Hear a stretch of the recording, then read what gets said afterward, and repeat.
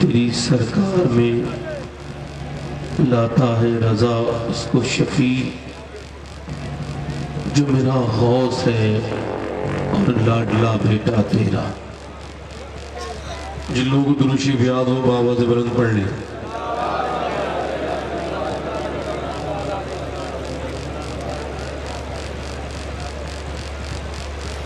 एक मतबा और नबी और आले नबी दोनों की बारगाह में बाबा से बुलंद पढ़े पढ़े यहाँ पर जरा भैया ए शर्ट के बटन लगाओ, शर्ट बटन लगाओ, शर्ट देखो बैठो। ये दुनिया की सबसे अदब वाली महफिल है। हर दिन नई नात और बयान सुनने के लिए हमारा चैनल अपना इजहरी नेटवर्क जरूर सब्सक्राइब करें और साथ में घंटी वाला बटन भी दबाएं। इससे ज्यादा अदब की कोई महफिल दुनिया में नहीं है। यहाँ अल्लाह उसके रसूल का, सहाबा का, अहले बैत का जिक्र होता है।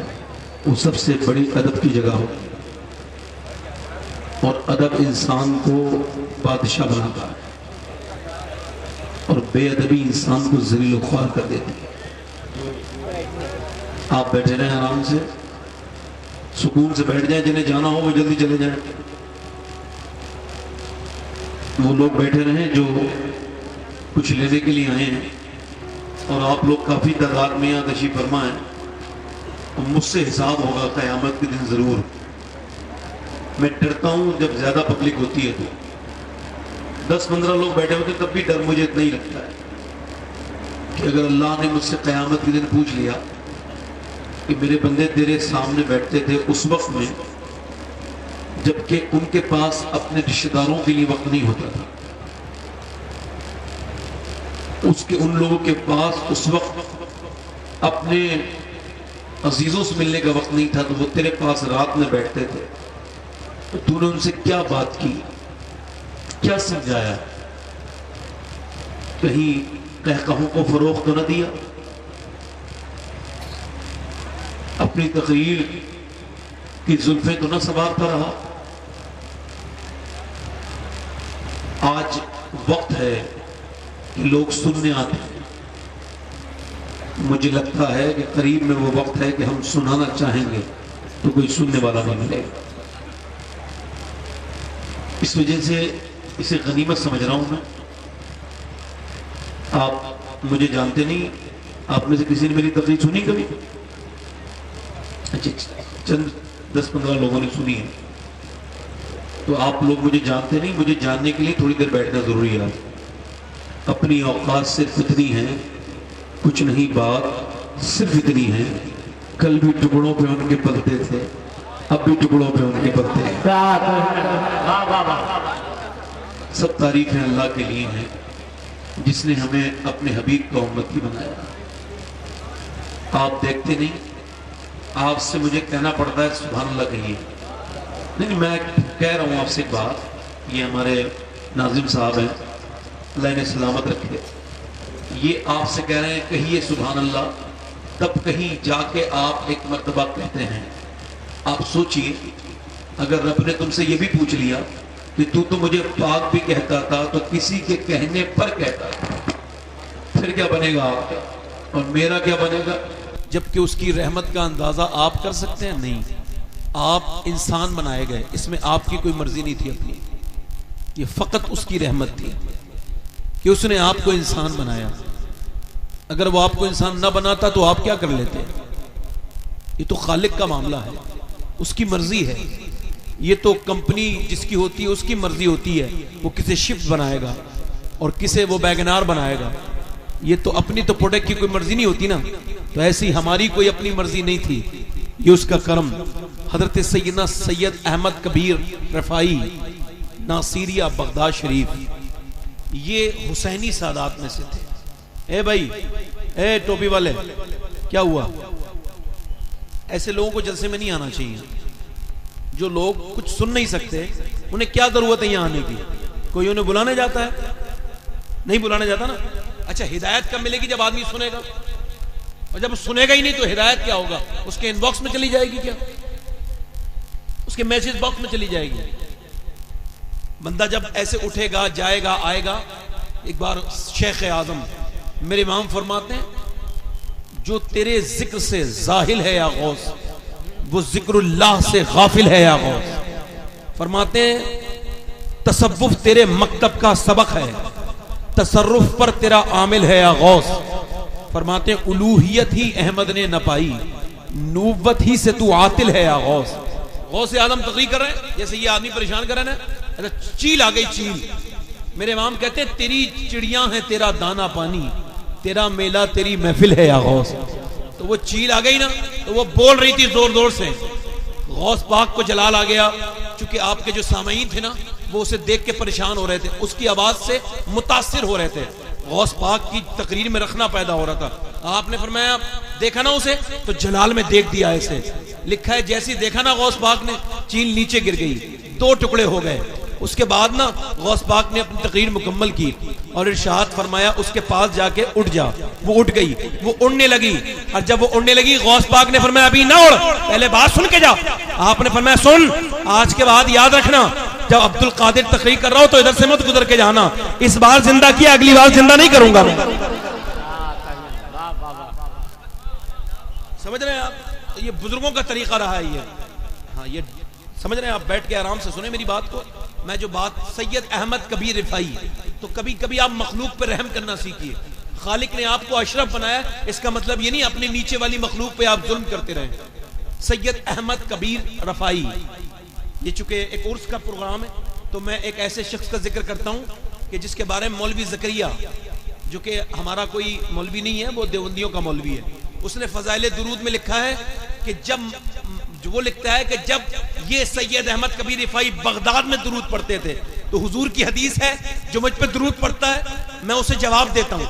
मतलब आप समझिए, आप नमाज पढ़ेंगे सवाब मिलेगा, रोजा रखेंगे सवाब मिलेगा, हज करेंगे सवाब मिलेगा, मगर दुरूद इतना प्यारा अमल है, जब आप दुरूद पढ़ेंगे ना सवाब भी मिलेगा और आमना के बेटे का जवाब भी मिलेगा। समझ रहे हो? तो अब वो कहते हैं कि जब ये दुरूद पढ़ते थे और हुजूर जवाब देते थे तो ये सुन लिया करते थे।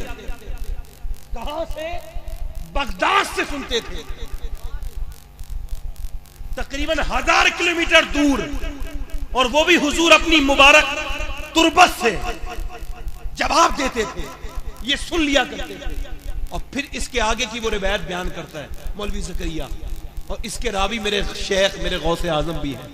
फरमाते हैं मैं उस वक्त मौजूद था जब अहमद कबीर रिफाई गए थे मदीना, और उन्होंने जाके कहा था अस्सलामु अलैकुम या जद्दी। उन्होंने कहा है मेरे जद्दे करीम आप पर सलाम हो, तो हुजूर का जवाब आया तो वालेकुम अस्सलाम या वलदी। अब इन्होंने अगली जो अर्ज की थी वो बड़ी बात थी।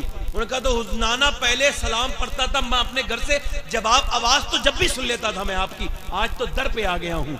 अल्लाह अकबर अल्लाह अकबर, हुजरेते मस्जिद आओ ढुलन, मुझे भावरी दर्श दिखाओ सजन। कहने लगे तो पहले तो आपको देख लिया था, आवाज तो सुन ली थी ना, आज आवाज से मेरे आका मेरा दिल नहीं भरेगा, आज तो मैं नाना आपसे मुसाफा करना चाहता हूँ। सरकार गौसे आदम फरमाते जब उन्होंने ये कहा तो नबी की तुरबते अथर से सरकार के दोनों दस्ते पाक बाहर आए। मेहरबानी करो यार, दस्ते मुबारक बाहर आए और नबी पाक ने उन्होंने हुजूर से मुसाफा किया। ये मौलवी ज़करिया लिखता है, अकीदा माज़अल्लाह कुछ और है, लिखो कुछ और है। अब सुनिए आप, गौसे आदम फरमाते उन्होंने मुसाफा किया। लोगों ने पूछा वो कितने लोग थे वहां? 70,000 लोग मौजूद थे मस्जिद नबी में। कहा तो उन्हें हसद नहीं हुआ कि उन्हें मुसाफा करने नहीं मिला? क्या हसद की बात छोड़ो, अल्लाह ने 70,000 को उसी वक्त मिला वलायत से नवाज दिया, इस वजह से कि उनके उसके प्यारे हबीब के दोनों हाथों का दीदार कर लिया। सैयद अहमद कबीर रिफाई की बात कर रहा था मैं। वो कहते हैं मैं वली कैसे बना ये सुन लो। वो कहते हैं मेरे पड़ोस में कुत्ता था, इसे ध्यान से सुन लेना। अब जो आप जो कुत्तों को मारते हैं ना, वो कहते हैं मेरे पड़ोस में कुत्ता था, उसे किसी ने मार दिया, सर पे धारदार हथियार मार दिया, उसके जो है ना वो जख्म पड़ गया। तो जब यहाँ पे जख्म होता है ना कुत्ते का तो ठीक नहीं होती, कि उसकी जबानियां पहुंच नहीं पाती। सुन रहे हो आप? तो आप भी देखते हो कुत्ते को मारते हो यार। मेरे अब्बू कहते थे कुत्ता बगैर झोली का फकीर होता है। तो कुत्ते के कोई अपना घर तो नहीं है ना जहां वो जाके खा लेगा। कुत्ते का कोई अपना, आप देखें कुत्ते के साथ हम जुल्म करते हैं, हालांकि उसे भी रब ने बनाया है, हमें भी रब ने बनाया है। ये उसका करम है, उसने हमें अशरफुल मखलूकात में पैदा किया और उसे वो कुत्ता बना दिया। मगर वो मखलूक तो अल्लाह की है ना, वो अल्लाह की मखलूक है, उस पर ऊपर रहम करोगे तो अल्लाह तुम्हारे ऊपर रहम फरमाएगा। तो अब देखो आप, वो कहते हैं कि उसके जब कीड़े पड़ गए और जब सड़ान और ताफन फैल गया तो मैंने देखा वो मरने वाला था, तो कहते हैं मुझे रहम आ गया। मैंने मालूम है क्या किया, कहते हैं उसके कीड़े अपने हाथ से हटा दिए, उसे बांध दिया। मैं कहता हूं ये टोपियां लगाने से इस्लाम नहीं मिलता, इस्लाम मिलता है दिल में रहम पैदा होने से, मखलूक के लिए रहम पैदा होने से। खुदा की कसम, अल्लाह की कसम खा के कहता हूं, गौस पाक फरमाते हैं मैंने रब को जब भी ढूंढा वो मखलूक की खिदमत में मिला, मुझे खालिक मिला मखलूक की खिदमत में। तो कहते हैं मैंने उसके कीड़े हटा दिए। लोग हैरत कर रहे थे, मगर मैंने उसके कीड़े हटाए। बदबू बहुत आती थी मगर मैंने उसके जिस्म को साफ किया।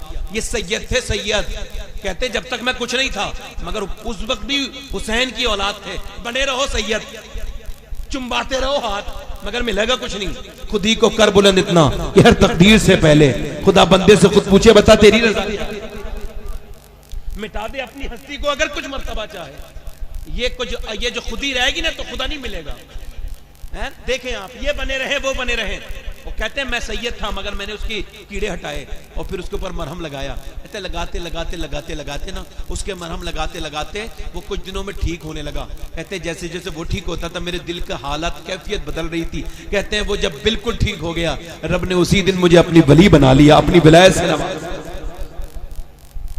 तो उसका करम नहीं है कि उसने आपको इंसान बना दिया है? कोई आपकी मर्जी तो न थी। और सुनो आप, फिर उसका करम मुसलमान बनाया, फिर करम बालाए करम। आपने कोई दुआ नहीं मांगी थी, 12 नबियों ने दुआएं मांगी थी, या अल्लाह हमें नबी न बना, अपने हबीब का उम्मती बना दे। आप तो पैदा हुए और किसी ने आके कह दिया भाई मुबारक हो तू पैदा भी हुआ है तो आमना के बेटे का नौकर बन के पैदा। फिर भी उसे पाक कहने में आप सोचते हैं कि ये आगे वाले कहेंगे, हम पीछे वाले बैठे हम क्यों कहेंगे, वो क्यों कहेगा, ये क्यों कहेगा। और यार तू कहे मत कहे, तुझसे कहने से कुछ फर्क नहीं पड़ता।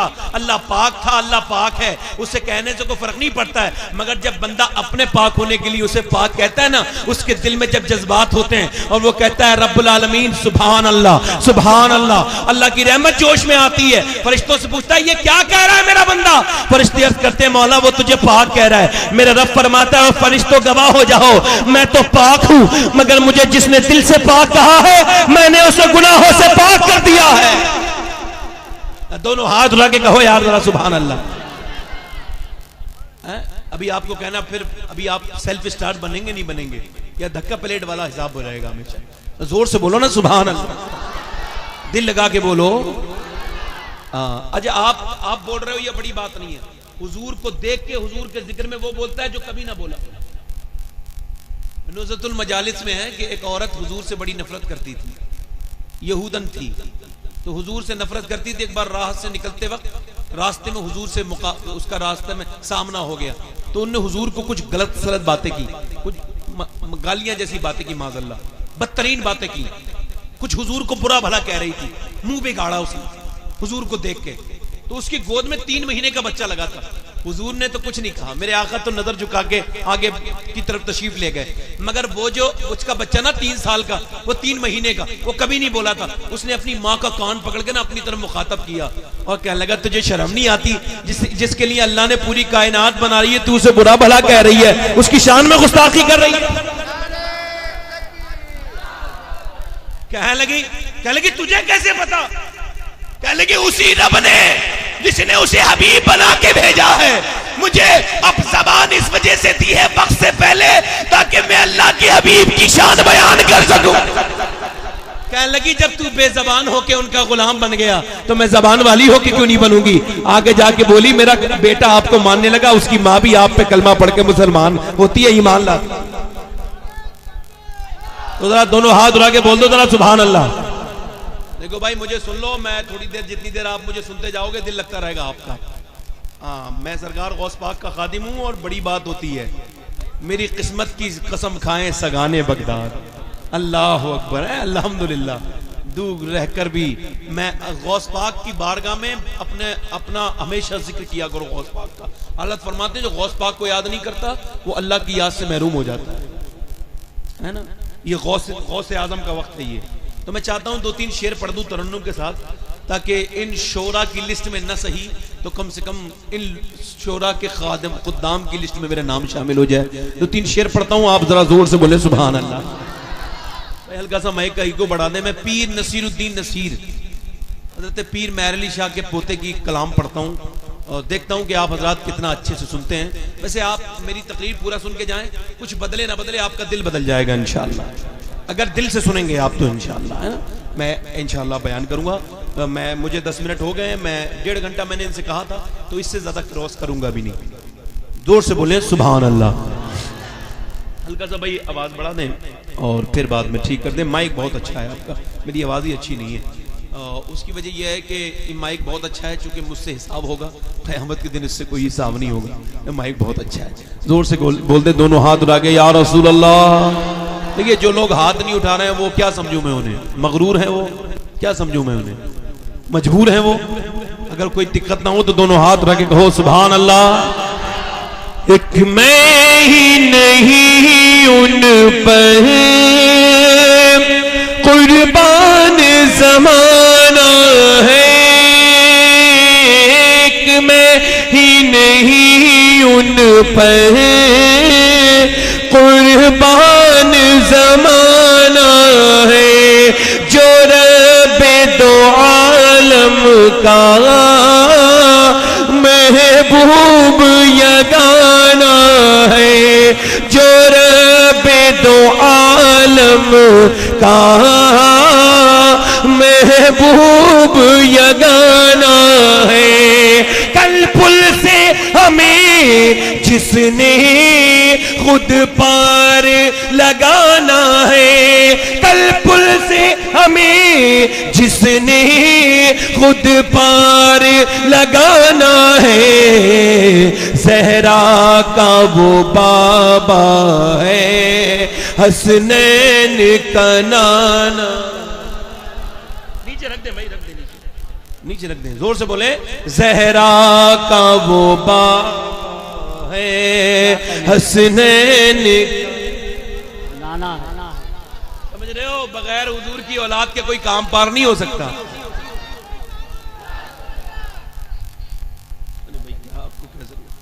बैठ जाए भाई, ये शेर सुने आप। बगैर हुजूर की औलाद के कुछ हो नहीं सकता। ज़हरा के बाबा हैं, हसनैन के नाना हैं। समझ रहे हो, ऐसे समझो, ऐसे समझो। उन्हें अगर हुजूर को पाना है ना, पहले उनकी औलाद की खिदमत करो, हुजूर तुम्हारी करम खुद ही फरमा देंगे मेरे आका। जरा दो जोर से बोले सुभान अल्लाह। ज़हरा का वो बाबा है, हसनैन का नाना है। और आपको कभी कोई जरूरत पेश आ जाए, कहीं दुनिया में आप फंस जाएं, 2 नाम हुजूर कभी रद नहीं फरमाते, 2 नामों के वसीले। पहला नाम हजरत अबू बकर सिद्दीक का है, दूसरा नाम सैयदा तैयबा ताहिरा सैयदा फातिमा ज़हरा का है। जोर से बोले सुभान अल्लाह। पढ़ो, ज़हरा का वो बाबा है, हसनैन का नाना है। आओ दरे ज़हरा पर फैलाए हुए दाम, आओ दरे ज़हरा पर फैलाए हुए दामन, है नस्ल करीमों की लजपाल घराना है नस्ल करीमों की लजपाल घराना है। और हज़रात हुजूर के नाम पे मरते थे। अब तो कोई जो है वो एक्सीडेंट से मर जाता है, किसी को अटैक पड़ जाता है, किसी को कुछ हो जाता है। कल मरते थे हुजूर के नाम पे तो मौत भी दुल्हन बन के आती थी। आज मरते हैं तो सख्त मौत झेलते हैं। पहले की मौत होती थी अच्छी मौत, क्योंकि हुजूर का दीदार हो जाता ना तो फिर मामला ठीक हो जाता, कोई दिक्कत नहीं होती। मगर अब की मौतें सख्त हैं, तो दुआ शहादत की मांगो, क्योंकि शहादत ही है बस मकसूद मोमिन, न माले गनीमत न किश्वर कुशाई।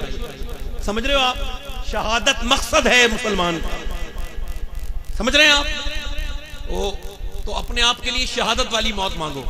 तो वो उसमें थे ना, औद में एक सहाबी थे, उनका नाम था अब्दुल्ला बिन ज़ियाद। हुजूर ने फरमाया मेरा बॉडीगार्ड कौन बनेगा? वो खड़े हो गए, कमजोर भी थे, बहुत ज्यादा कमजोर थे। सरकार ने फरमाया बैठ जाओ यार, तुम कमजोर हो।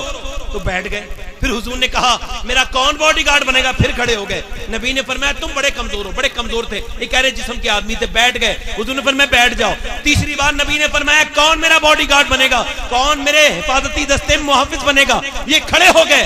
सरकार ने फरमाया तुम कमजोर हो। रो के अर्ज करने लगे आका मेरे जिस्म में तो जान नहीं, मगर ईमान में इतनी जान है, आप पे जान कुर्बान कर दूंगा। सरकार ने फरमाया ठीक है। अब ये हुजूर के हिफाजती दस्ते में आ गए, थोड़ी बहुत जंग हुई तो ना, तो ये बेहोश होकर गिर गए, इनके अच्छे खासे जख्म आ गए। ओए बैठ जा भाई, बैठ जा, ओए बैठ जा, खुदा के बंदे बैठ जा, बैठ जा भाई, बैठ जा बाबू, भाई बैठ जा भाई।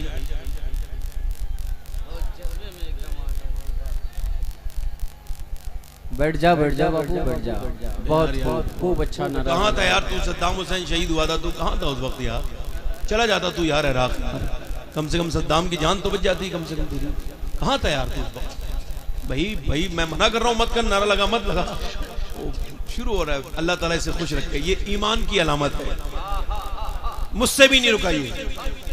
उस सहाबी का जिक्र हो रहा था, वो हुजूर से कहता था हुजूर मुझे रहने दे, मैं इससे कह रहा हूँ अब ये मैं गुलाम रसूल, तो ये गुलाम रसूल खड़े होकर नारा लगा रहा है। सुन्नत एकदम जिंदा कर दी। जोर से बोलो सुभान अल्लाह, सुभान अल्लाह, लगा के बोलो सुभान अल्लाह। गौस करता था हजरत, वो कहते हैं अब्दुल्ला बिन ज़ियाद, वो शहीद, वो जो है वो जख्मी हो गए, और जब जख्मी हो गए तो सहाबाओं ने उठा के जख्मियों के कैंप में ले जाने लगे। कहने लगे हुजूर मुझे जख्मियों कैंप में ना ले जाओ। कहा फिर? कहा मुझे हुजूर के खैमे से लगा के खड़ा कर दो। कहा क्यों? तुम तो जख्मी हो। कहने लगे वो बात ठीक है जख्मी हूं, मगर मैं ये चाहता हूं मेरी जब तक जान रहे नबी पर कुर्बान रहे।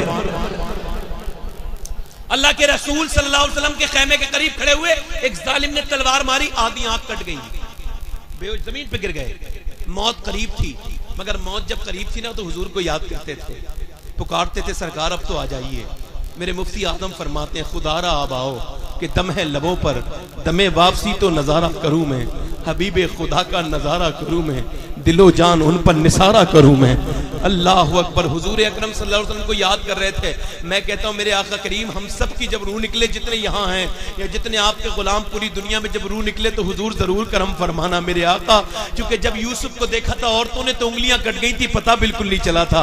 जब आपको देखेंगे तो रूह भी आसानी से निकल जाएगी, पता कुछ नहीं चलेगा। ऐ मेरे आका जरूर आइए। तो अब ऐसा हुआ कि नबी आ गए, सरकार आ गए।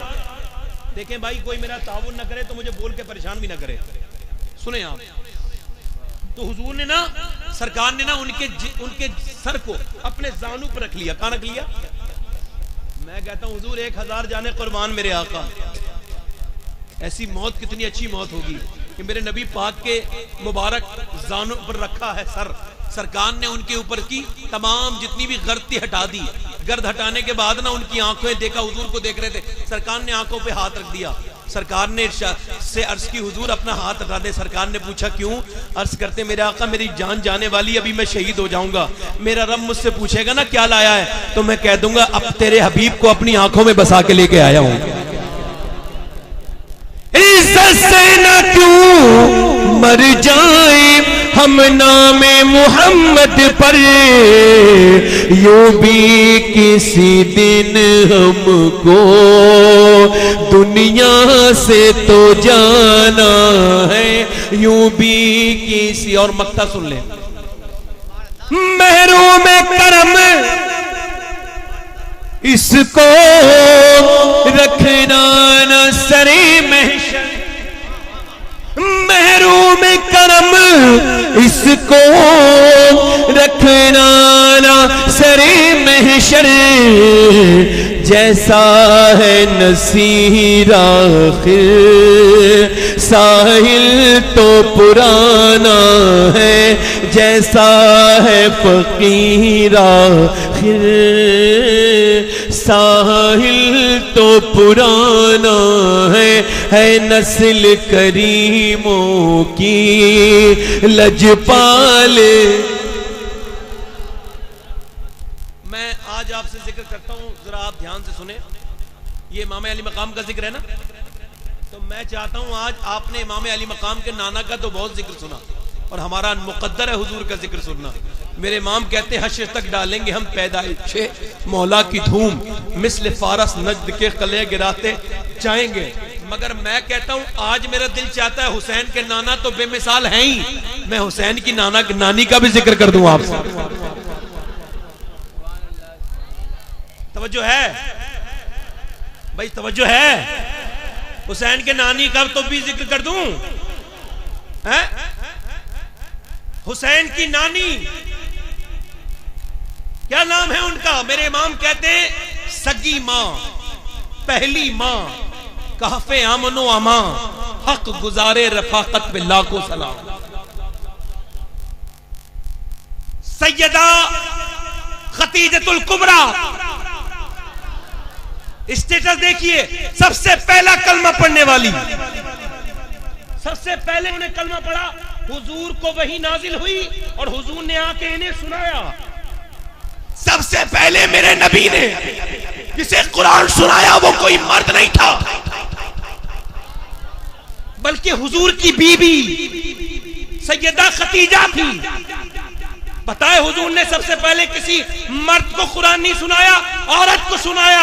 उसकी वजह यह थी, मेरे आका जानते थे कि अगर औरत अपने बेटे को कुरान सुना दे तो बेटा करबला के मैदान में कुरान का पढ़ के दिखा दे।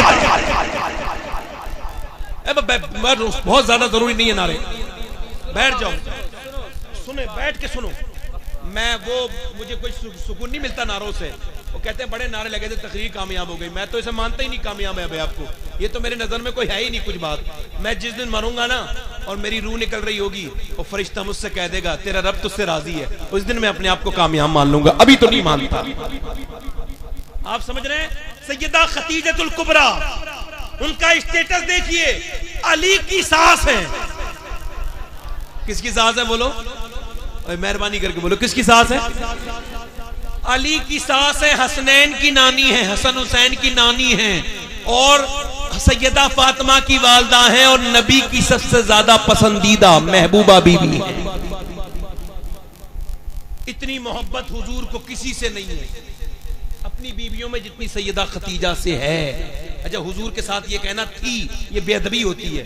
हुजूर की हर चीज है उम्र लाखों बरस की तेरी, मगर है ताजा शबाब तेरा। सैयदा खतीजा, मेरी बहनें अगर सुन रही हो तो वो सुन ले, और अगर नहीं सुन रही हो तो आज सुना दे, आज की तकरीर उन तक पहुंच जाए। बड़े ध्यान से आप सुने। सैयदा खतीजतुल कुबरा इतनी मालदार थी, इतनी मालदार थी। आप और मैं जरा कितने मालदार हैं? आप में जब कोई ज्यादा मालदार होता है तो 2, 3, 4, 5, 6, 7, 8, 9, 10 नौकर होते हैं, मगर सैयदा खतीजा के पास उस जमाने में जब लोगों को खाना नहीं मिलता था, सैयदा खतीजा के पास उस वक्त 40 नौकर और नौकरानियां थी, 40। और अरब के अंदर इतने किसी के पास ऊंट नहीं थे, इतनी बकरियां नहीं थी। उनका नाम था मलके अरब, उनका लक़ब था मलके अरब। और पूरे अरब में इतनी मालदार कोई औरत न थी। मगर जो खास बात है वो ये है कि इस्लाम लाने से पहले भी जब वो तिजारत करती थी तो कभी पर्दे से बाहर नहीं आती थी, बापर्दा रहती, कभी पर्दे के बाहर बापर्दा थी। और इस्लाम लाने से पहले उन्हें तैयबा ताहिरा कहा जाता था, तैयबा और ताहिरा कहा जाता था। और उनके शौहर दो बार बेवा हो चुकी थी, 2 शौहर इंतकाल कर चुके थे। एक पहले शौहर इंतकाल हुआ, फिर दूसरी शादी हुई, फिर दूसरा शौहर इंतकाल कर गया, बेवा थी।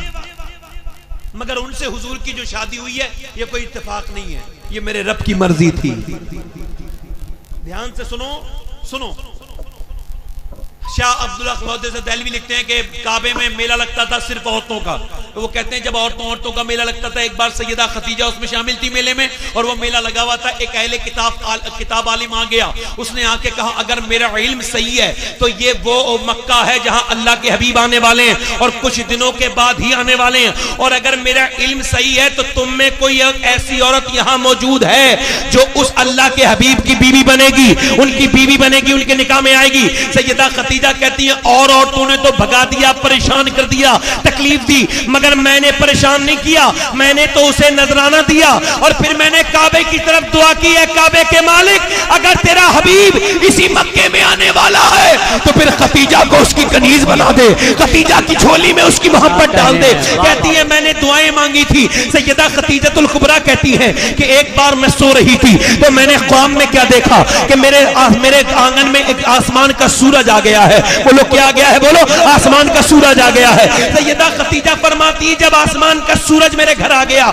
जब मेरी आंख खुली तो मैंने किसी से ख्वाब के बारे में पूछा तावीर, तो उसने कहा अगर आपका ख्वाब बिल्कुल सही है तो आपके आंगन में अल्लाह का हबीब तशरीफ लाएगा। कौन तशरीफ लाएगा? बोलो। मैं आपको आपकी पहली मां का जिक्र सुना रहा हूं। पहली मां, सग्गी मां।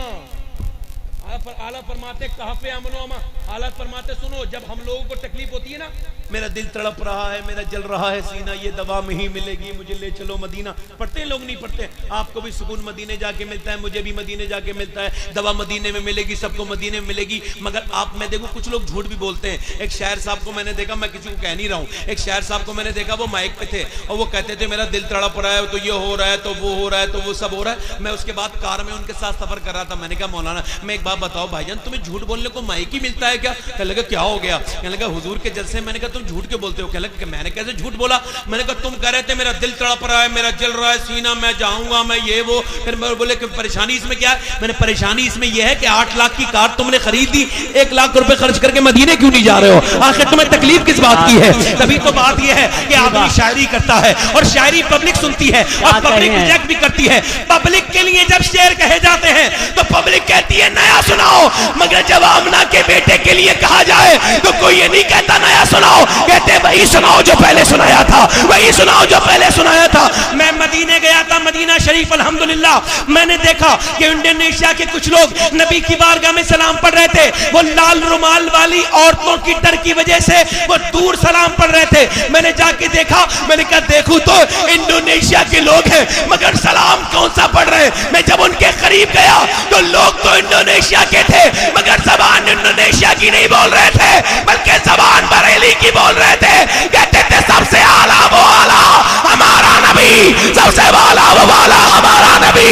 क्या खबर कितने तारे खिले छिप गए, डूबा हमारा नबी कौन देता है, देने को मुँह चाहिए, देने वाला है सच्चा हमारा। सुभान अल्लाह। बाबा बाबा चूंकि हुजूर के लिए लिखा गया तो पुराना नहीं हुआ है, पुराना नहीं हुआ। हुजूर वो एक जमाने पहले कहा था। एक आशिक ने बरेली की एक तंग से कमरे में बैठ के एक आशिक ने कहा था चमक तुझसे पाते हैं सब पाने वाले, मेरा दिल भी चमका दे चमकाने वाले। 100 साल हो गए, मौलाना पुराने हो गए, शायर पुराने हो गए, मगर मेरा इमाम भी नया है, उसका कलाम भी नया है। मेरा इमाम भी नया है और उसका कलाम भी नया है। और एक बात और सुन लेना, मेरी बात ध्यान से जरा इस बात को नोट कर लो। वो जिम्मेदार, मैं उसे मालदार नहीं मानता जो दुनियादार हो, क्योंकि दुनियादारी की जिम्मेदारी खत्म हो जाती है। ये आप देख सकते हैं और आप इस पर अंदाजा भी कर सकते हैं कि दुनियादारी से वफादारी इंसान को बर्बाद कर देती है। आप किसे बादशाह समझते हैं हिंदुस्तान का? अकबर नहीं रहा, बाबर नहीं रहा। 100 बीघा जमीन है अगर आप पर तो आप खुश मत होइए, आपका क्या है उसमें? जब तक जिंदा है उस जमीन पे चल रहे हैं, बाद में आपको 2 गज जमीन मिलेगी। हमारी तरफ के एक साहब थे, वो 100 बीघा जमीन कहने लगे मेरे बाग में मेरी खबर बना देना, तो उनके लड़कों ने बना दी मगर पोतों ने उखाड़ दी, उसके ऊपर हल चला दिया। कहने लगे ऐसे कब तक बुड्ढे को बर्दाश्त करते रहेंगे, ये है कौन? उसके बाद खबर पे आप बताओ कहां रह गई जिम्मेदारी? खत्म हो गई ना। कितने जिम्मेदार दुनिया में आए और उनकी खत्म हो गई जिम्मेदारी, क्योंकि दुनिया से वफादारी करके जिम्मेदारी हासिल करने वालों ये जिम्मेदारी खत्म होती है। ना अकबर की जिम्मेदारी रही, ना बाबर की जिम्मेदारी रही, मगर जिसे मेरे नबी ने जिम्मेदार बना के भेजा वो अजमेर का गरीब नवाज कल भी जिम्मेदार था, आज भी जिम्मेदार है। और सुनो, जो लाल बत्ती में चलता हो ना, जिसके पीछे बहुत सा प्रोटोकॉल चलता हो, प्रोटोकॉल, और समझ रहे हो, लाल लाल बसों में चलता हो, वो लाल लाल गाड़ियों में चलता हो, और वो काली काली गाड़ियों मर्सिडीज में जो सफर करता हो, और वो झूठ बोल बोल के लोगों से जो बढ़ाओ आगे को, आप उसे बादशाह मत समझ लेना। बादशाह वो नहीं होता जो कहीं मैं जो सुल्तानपुर में आए तो अपने पार्टी के कार्यकर्ताओं से कह दे इतनी पब्लिक का बुला लेना, कोई कुर्सी खाली ना रह जाए, उसे डिनर भी देना, ब्रेकफास्ट भी देना, भोजन भी देना, खाना भी देना, सब देना, पैसा भी देना, गाड़ी भी देना। अब नेता इधर से उधर लगे रहते हैं कि किसी तरह से पार्टी की बदनामी ना हो जाए। हमारा पार्टी, ओए यार वो किस बात का बादशाह है जो लोगों को बुलाए मगर फिर भी पब्लिक ना आए। बादशाह तो वो होता है जो बरेली में आंखें बंद करके सो जाए और करोड़ों का मजमा उसके बरेली में जाए और दुनिया को ये बताए कि जब बरेली के इस गुलाम अख्तर रजा का ये आलम है तो फिर बगदाद के अब्दुल कादिर जीलानी। वाह वाह वाह, अरे क्या कहने हैं सर। बादशाह इसे कहते हैं जो मरने के बाद कायम हो।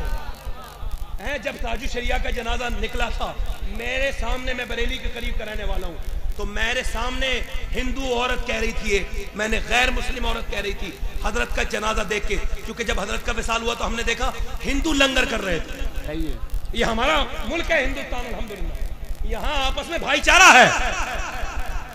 ये लोग जो डराने की बातें कर रहे हैं इनसे तो हाथ जोड़ लो भाई, ओए मान जा यार, खून ले ले थोड़ा सा मगर लड़ा मत, समझ रहे हो। तो गैर मुस्लिमों ने, मतलब हिंदू लोगों ने अपने घर खोल दिए, बरेली में हिंदुओं ने घर खोल दिए और दुनिया को बता दिया, दुनिया को यह बता दिया कि जिसे अल्लाह चाहता है उसे सबको जाना पड़ता है, सबको। समझ रहे हो नहीं समझ रहे हो। तो मेरे कहने का मतलब यह मालदार सैयदा खदीजा बहुत है, जोर से बोलो, सैयदा खदीजा मालदार बहुत है, मालदार बहुत है और मालदार भी बहुत है, मगर हुजूर की बीवी बनने वाली हैं। मगर वो वाकया कुछ इस तरह से हालात बने, अल्लाह की मर्जी थी कि सैयदा खदीजा ने एक दिन जनाब अबू तालिब को बुलाया और कहा, ए जनाब अबू तालिब, आप कुरैश के मुअज़्ज़ज़ इंसान हैं, रिस्पेक्टेबल आप हस्ती हैं, यहाँ पे बहुत लोग आपकी इज्जत करते हैं और ये लोग मुझे परेशान करते हैं। आपको मालूम है मेरा बाप और मेरा भाई मर गया, अब सब कारोबार मुझे संभालना पड़ता है। लोग मेरे बारे में बात करते हैं, मेरा नुकसान करते हैं, जब मैं उन्हें भेजती हूँ कहीं तिजारत पर तो वो माल में से नुकसान करते हैं, धोखाधड़ी करते हैं, चोरी करते हैं। मैंने आपको इस वजह से बुलाया, आप मेरी मदद करें। तो हजरत अबू तालिब ने उनसे कहा कि देखिए मैं आपकी कोई मदद नहीं कर सकता, मैं तो खुद बूढ़ा हूँ। मैंने कहा, उन्होंने कहा मैं आपके लिए आपको नहीं बुलाया है, अब मैं आपसे ये कहना चाहती हूँ, आपका एक भतीजे भी तो हैं, वो जो मोहम्मद जिनका नाम है, मैंने सुना है उनसे ज्यादा सच्चा कोई मक्के में नहीं है। मैंने सुना है वो तो सादिक भी हैं, वो तो अमीन भी हैं, वो तो गरीबों के, बेवाओं के, परेशान हालों की परेशानी दूर करने वाले हैं। आप ऐसा करें उन्हें भेज दें। उन्होंने कहा वो सब अपनी जगह है मगर गैरतमंद है मेरा भतीजा, ऐसे आएगा नहीं। कह लगी मैं बार बार बुलवा लूंगी। अब हजरत खदीजतुल कुबरा कहती है कि मैंने उन्हें भेज दिया, मैंने अपने गुलाम को 2 बार भेजा, 3 बार भेजा, हालांकि नबी ने मान ली बात, सरकार उनके घर पे आए। अब जरा गौर कीजिए, अगर आप सुनना जानते हैं तो सुन के बताइएगा, मैं अपनी बात को आप तक डिले कर रहा हूं। सैयदा खदीजतुल कुबरा कहती हैं, जरा ध्यान दीजिए, सैयदा खदीजतुल कुबरा कहती है मेरा घर जो था ना उसका दरवाजा पूरब की तरफ था, ना उसका दरवाजा पश्चिम की तरफ था, ना जाते हुए सूरज आता था ना आते हुए सूरज मेरे घर में आता था। फरमाती है सैयदा खदीजा कि जब मेरे नबी जब एक पहली बार मेरे घर आए ना तो कहती है मैं उस वक्त कुछ झुक के काम कर रही थी तो मैंने देखा मेरे घर में धूप आ गई, मेरे घर में रोशनी आ गई। मैंने पीछे पलट के देखा, या अल्लाह ये क्या हुआ, कहीं सूरज ने अपना रास्ता तो नहीं बदल दिया। मगर जब मैंने पलट के देखा तो सूरज तो नहीं था मगर पर्दे के पीछे आमना का बेटा खड़ा था, चेहरे की रोशनी से पूरा भर रहा। कहती है चेहरे से इतना नूर निकलता था। मेरा इमाम कहता है खुर्शीद था किस तौर पर, क्या बढ़ के चमका था कमर, बेपर्दा जब वो रुख हुआ। ये भी नहीं कहती वो खड़े थे मगर दरवाजे पे जो भी आता था ना ऐसे नौके फाड़ फाड़ के देखते थे लोग। कहती मैंने देखा इतने खूबसूरत तो इंसान मैंने अपनी जिंदगी में नहीं देखा। और दूसरी बात ये थी कि जब वो खड़े थे तो निगाहें नीची थी। और यार जोर से बोले यार, हुजूर की निगाहें झुकी हैं। मेरे इमाम कहते हैं या इलाही रंग लाए जब मेरी बेबाकियां, उनकी नीची नीची नजरों की हया का साथ हुजूर सैयदा खदीजा की नजरें। और सुनो, ये जो मैं हजरत खदीजा का जिक्र कर रहा हूं ये उनकी मर्जी से कर रहा हूं। बगैर उनकी मर्जी से नहीं कर रहा, ये सुन लो। हाँ, मैं इसी मिजाज का आदमी हूं, क्योंकि गौसे आदम फरमाते हैं कोई मेरा नाम मेरी बगैर मर्जी के नहीं ले सकता। तो बताओ, जब गौस का नाम कोई बगैर मर्जी के नहीं ले सकता तो सैयदा खतीजा का जिक्र कोई उनकी बगैर मर्जी के कैसे कर लेगा? हाँ सुनो, ये वो जिक्र है जिससे कोई खुश हो ना हो मगर गुंबद खुदा का मकीन खुश हो। अम्मी आयशा फरमाती किसी का इतना जिक्र हुजूर को महबूब नहीं। मैं क्या कह रहा था आपसे, मदीने में जब तुम जाते हो तो सबको सुकून मिलता है, मगर मेरे आका फरमाते लोगों जब तुम मेरे पास आते हो तो तुम्हें सुकून मिलता है, मगर जब मैं अपनी खतीजा के पास जाता था तो रब मुझे सुकून अता फरमाता था। समझ रहे हो? जरा गौर करो। सैयदा खतीजा की बात करने लगा हूं, वो कहती है मैंने उनसे कहा कि आप ऐसा करें, मेरे काम करने के लिए चले जाएंगे, मेरे काफिले में चले जाएंगे। मैं हुजूर ने फरमाया हाँ, मेरे चचा ने कह दिया, मैं चला जाऊंगा। अब जरा गौर कीजिए, अब उन्होंने अपने गुलाम मैसरा को समझाना शुरू कर दिया, क्योंकि उनका वो गुलाम था, वाकई में उनका नाम वो यूं ही लिखा हुआ है रिवायत में गुलाम, वरना जो हुजूर के साथ रहे वो गुलाम नहीं होता, वो अपने वक्त का इमाम होता है। उन्होंने अपने गुलाम से कहा कि बेट देखो मैं तुम्हें भेज रही हूं, मोहम्मद सल्लल्लाहु अलैहि वसल्लम बहुत मुअज़्ज़ज़ हैं, बहुत आला वकार हैं, उनकी अजमत बड़ी है, उनका नाम बड़ा है, उनकी तबीयत में नफासत है, वो अजीम है, उनके खिलाफ न जाना, उनके मातहत रहना। ये तो ये समझाती थी हर बार में, मगर इन्हें क्या पता था कि एक बार जाने तो दीजिए, फिर मैसरा का गुलाम बन जाना मुकद्दर बन जाएगा उसका। मैसरा चला गया और मैसरा चले गए, जो रास्ते में चलते गए और बहुत लंबा वाक़यात है मगर वो बयान नहीं करूंगा। शाम की मंडी में पहुंच गए, काफी दिनों सफर करने के बाद मंडी में पहुंचे। अब जब दूसरे मुल्क की मंडी लगी हुई है, सरकार पहली मर्तबा गए हैं, सरकार से कहा गया, वो वहां के गुफ्फारे मक्का कहने लगे कि आप ऐसा करें जितना झूठ बोलेंगे, जितना झूठ बोलेंगे इतना ही फायदा होगा, अगर आप सच बोलेंगे तो नुकसान होगा। आप मक्के में सच बोलते थे वो ठीक था, मगर यहां झूठ बोलना ही पड़ेगा। यहां आप जितनी झूठे कस्में खाएंगे इतना फायदा होगा, और अगर आप लात और उज़्ज़ा की कसम खा ले तो फिर और अच्छी बात है।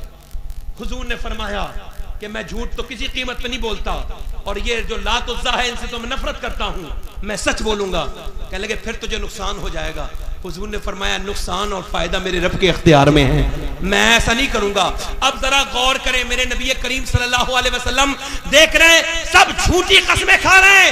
एक पहला सच्चा है जिसने शाम की मंडी में सच बोला है, सच। और झूठ बोल के तिजारत करने वालों कान खोलो अपने, मेरे नबी सच बोले। और फिर जब ये काफिला वापस मक्के गया तो हुजूर के साथ गए थे मैसरा, उनसे सैयदा खतीजा ने पूछा बताओ तुम पे कैसी गुजरी। वो कहने लगे कितना फायदा हुआ। कहने लगे फायदा मत पूछो, पहले मोहम्मद के बारे में पूछो। कहा क्या? कहा आज तक आपने मुझे जिसके साथ भेजा उसने मुझे गुलाम समझा, मुझ पे जुल्म किया, मुझे तकलीफें दी, मगर पहली बार किसी मोहम्मद को जो आपने मेरे साथ भेजा है उन्होंने मुझे अपने बाप से ज्यादा मोहब्बत दी, मुझे भाई से ज्यादा मोहब्बत दी। मुझे पहले खिलाते थे बाद में खुद खाते थे, पहले मुझे सुलाते थे बाद में खुद सोते थे। पूरे सफर में मुझे डांटा नहीं, मुझसे कोई काम नहीं लिया। जितनी मैं उनकी खिदमत करता उससे ज्यादा मेरी खिदमत उन्होंने कर दी। मैंने ऐसा इंसान अपनी जिंदगी में नहीं देखा। उनके लबों से फूल झड़ते हैं, मैंने देखा उनके जिस्म पे कभी मिट्टी मक्खी नहीं बैठती। वो कहने लगी ये बता फायदा कितना हुआ? कहने लगी फायदे की बात अगर कहते हो तो सुनो, अब तक जितने लोग जाते थे झूठ बोलते थे, मगर पहला सच्चा जाके मुल्क शाम में सच बोला है, और अल्लाह ने जितना उस सच्चे को फायदा दिया इतना किसी झूठे को आज तक फायदा नहीं हुआ। समझ रहे हो? नाज़िम साहब बड़े खामोश हैं, पान का असर है। जोर से बोलो, दिल लगा के बोलो। तो मैं अर्ज कर रहा था आपसे कि हुजूर के दिल में वो सैयदा खतीजा के दिल में मोहब्बत तो थी ही, मगर वो अब बिल्कुल जहन बन गया कि अब निकाह करना है। जोर से बोलो सुभान अल्लाह। और ये अल्लाह की तरफ से था, तो अब उन्होंने खुद निकाह का पैगाम भिजवाया।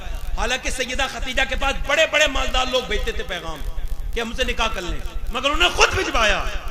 जब खुद भिजवाया ना तो कोई और होता ना तो वो चीख पड़ता, अरे बहुत अच्छी बात है, है ना, इतनी मालदार औरत से शादी हो जाएगी, सब चाहते थे हमारी हो जाए, मगर सैयदा खतीजा मना करती थी। जब हुजूर का नाम आया ना तो सैयदा खतीजा के पास से वो आदमी गया, वो औरत गई नफीसा आपकी खादिमा, उसने जाके कहा मेरी मालकिन आपसे शादी करना चाहती है। हुजूर ने जो कहा वो सुनो। सरकार ने फरमाया मैं ऐसे जवाब नहीं दूंगा, पहले अपने चचा से मशवरा करूंगा। सुभान अल्लाह। अब एक बात जरा मुझे ईमानदारी से बताओ, हुजूर को किसी के मशवरे की जरूरत है? जल्दी बताओ, है जरूरत है? सरकार को जरूरत तो नहीं है ना किसी के मशवरे की। मगर ये जो लड़के कहते हैं ना अपनी पसंद से शादी करना, कैसी है, सही है कि नहीं है? ये जो अपने माँ बाप को छोड़ के, अपनी बाप को छोड़ के, अपने बड़े भाई को छोड़ के, ताया को, खानदान को छोड़ के कभी कभी बेइज्जती कराने के लिए जाते हैं ना, इनके लिए ये पैगाम है कि ये सुन्नत के खिलाफ है। मेरे नबी को किसी मशवरे की जरूरत नहीं, मगर मेरे आका अपने चचा से मशवरा इस वजह से ले रहे हैं ताकि पूरी दुनिया को पता चल जाए कि जब तुम शादी करो तो अपने बड़ों से पूछ लिया करो, इसमें अल्लाह ने बरकतें भी रखी है, रहमतें भी रखी है। सुभान अल्लाह। ये पीछे वाले नहीं बोल रहे हैं, जरा बोलो यार, बोल के सुनो, दिल लगा के बोलो, मुस्कुरा के बोलो। हैं? अब जरा गौर करते चले जाएं, ध्यान देते चले जाएं मेरी बात पर। अब सैयदा खतीजा के निकाह का पैगाम हो गया, हुजूर ने हाँ कर दी, उन्होंने अबू तालिब ने हाँ कर दी, हुजूर ने हाँ कर दी। अब हुजूर दूल्हा बन के आए, बताओ जब मेराज का दूल्हा बना होगा। और एक बात यहाँ पे रोक के कहता हूँ, ये जो हमारे यहाँ लड़कियां बेवा हो जाती है ना, तो उनकी शादी ऐसे लोगों से होती है जो या तो पहले रड़ुए हो, या उनकी बीवी मर गई हो, या फिर उन्होंने तलाक दे दी हो। कोई जवान लड़का किसी बेवा से शादी नहीं करता। ऐप समझते हैं ये सुन्नत से दूरी है। मेरे नबी ने 2 बार, एक बार नहीं 2 बार की बेवा औरत से शादी की, 2 बार की बेवा से, दुनिया के पैगाम के लिए। और याद रखना, अगर तू अपनी जवानी पे ज्यादा नाज करता है तो दुनिया में जवान बहुत हुए, मगर जैसा आमना का बेटा जवान हुआ है ना तो आज तक कोई हुआ है और ना कयामत तक कोई होगा। तू शाहे खूबा तू जाने जाना, तू शाहे खूबा तू जाने जाना, है चेहरा उम्मुल किताब तेरा, न बल सकी है न बल सकेगा, मिसाल तेरी जवाब तेरा। हुजूर ने निकाह कबूल हो, सरकार का निकाह हो गया, सरकार ने रिश्ता मंजूर कर लिया, निकाह हो गया ना, तो आपकी माँ आई, हुजूर की वालदा। अब जरा ध्यान से सुनना, सुन्नतें सीखो, सुन्नतें सीखो, सुनो, इसे सुन्नत कहते हैं। ये सुन्नत जो मैं आपको बता रहा हूं, जब हुजूर की माँ आई ना, उन्होंने सुना कि मेरे बेटे की शादी हो गई है, तो उनकी हुजूर की माँ तो पहले विसाल कर चुकी थी। ये कौन सी माँ थी? ये वो थी जिन्होंने सिर्फ दूध पिलाया, हजरत सैयदा हलीमा सादिया। ये आई, आने के बाद जब हुजूर ने इन्हें देखा, सब आम उलमा से दुआ चाहता हूं, जब हुजूर ने इन्हें देखा तो सरकार इनके इस्तकबाल में खड़े हो गए। सुभान अल्लाह। और खड़े होने के बाद अपनी चादर ऊपर बिछाई,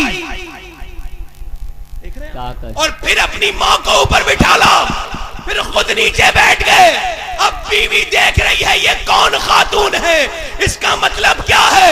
मेरे नबी ने पूरी दुनिया को बताया कि तुम अगर ये चाहते हो ना कि तुम्हारी बीवी भी तुम्हारी माँ की खिदमत करे, उसकी इज्जत करे, तो पहले अपनी बीवी के सामने अपनी माँ की खुद इज्जत करना सीखो। वाह वाह वाह, खुद करना सीखो इज्जत, समझ रहे हो?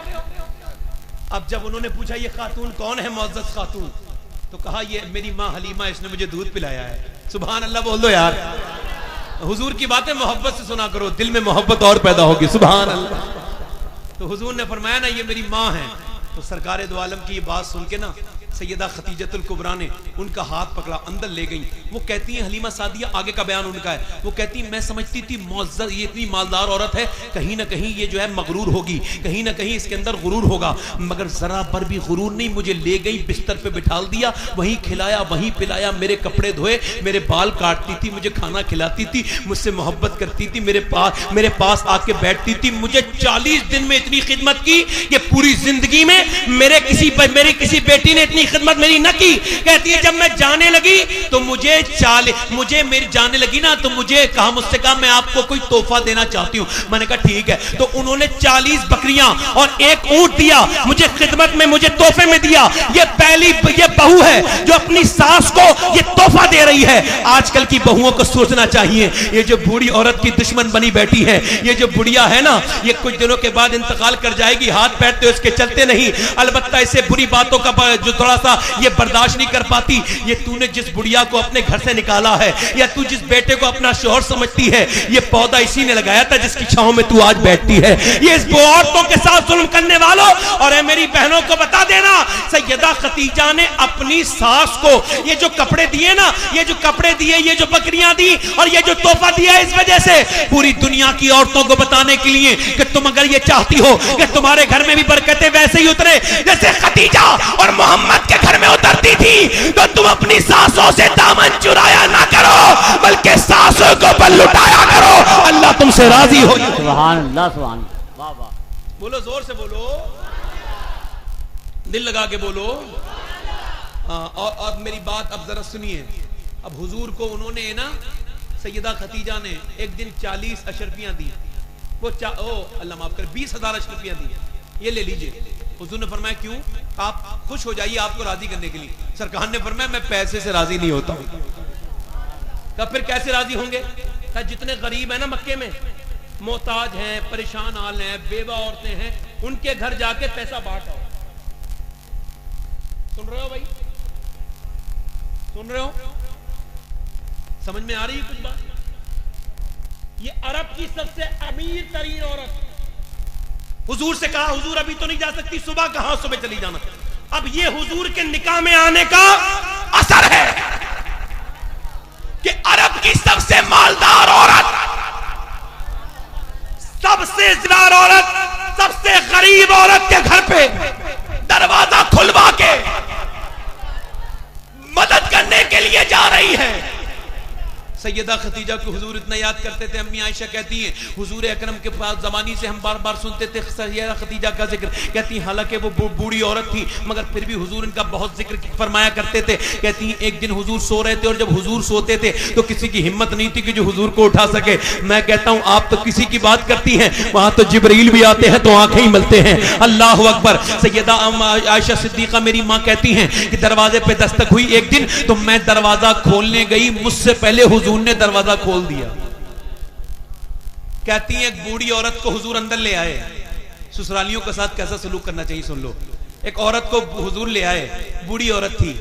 उसे ले आने के बाद हुजूर उसकी बातें सुनते रहे, वो सुनाती रही, हुजूर सुनते रहे, वो बातें सुनाती रही। फिर कभी कभी हुजूर की आंखें भीग जाती थी। सरकार ने उसे कुछ तोहफा दिया और फिर उसके बाद वो चली गई। अम्मी आयशा पूछती है, मैंने पूछा हुजूर ये कौन है? ये औरत जिसे आपने एक्स्ट्रा टाइम दिया, ज्यादा इजाफी वक्त दिया, क्या कौन है ये? आपने फरमाया पहचानती नहीं, ये मेरी खतीजा की सहेली है। कभी कभी उसकी जिंदगी में आती थी, उसे अपना दर्द सुनाती थी, मेरी खतीजा इसे तोहफा भी दिया करती थी। मैंने अपनी खतीजा को राजी करने के लिए किया है। अम्मी आयशा फरमाती रोज रोज मैं सुनती थी, और औरत होने के नाते मेरे दिमाग में एक दिन ये बात आई गई। कहती है एक दिन हुजूर ने मुझसे कहा कि पड़ोस में कुछ औरतें आई हैं, खाना ज्यादा बना लेना। मैंने कहा कौन औरतें? कि खतीजा की सहेली, उनकी दावत करना चाहता हूं। मैंने कह दिया आप उस बूढ़ी औरत को क्यों याद करते हैं इतना?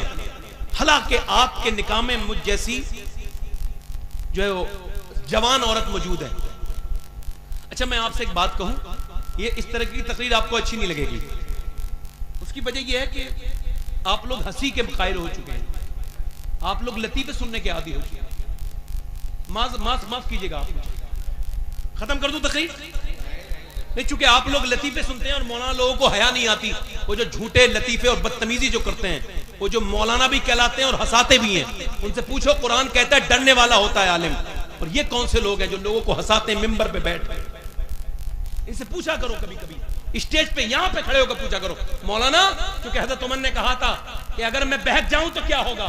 तो हज़रत अबू ज़र गफ्फारी ने तलवार निकाल के कहा था अगर तू बहका तो तलवार से तुझे ठीक कर दूंगा। तो हज़रत उमर ने कहा था जब तक तेरे जैसे लोग दुनिया में रहेंगे कोई उमर बहक नहीं सकता। समझ रहे हो? तो सुनो मेरी बात, थोड़ा वक्त हो गया, मेरा वक्त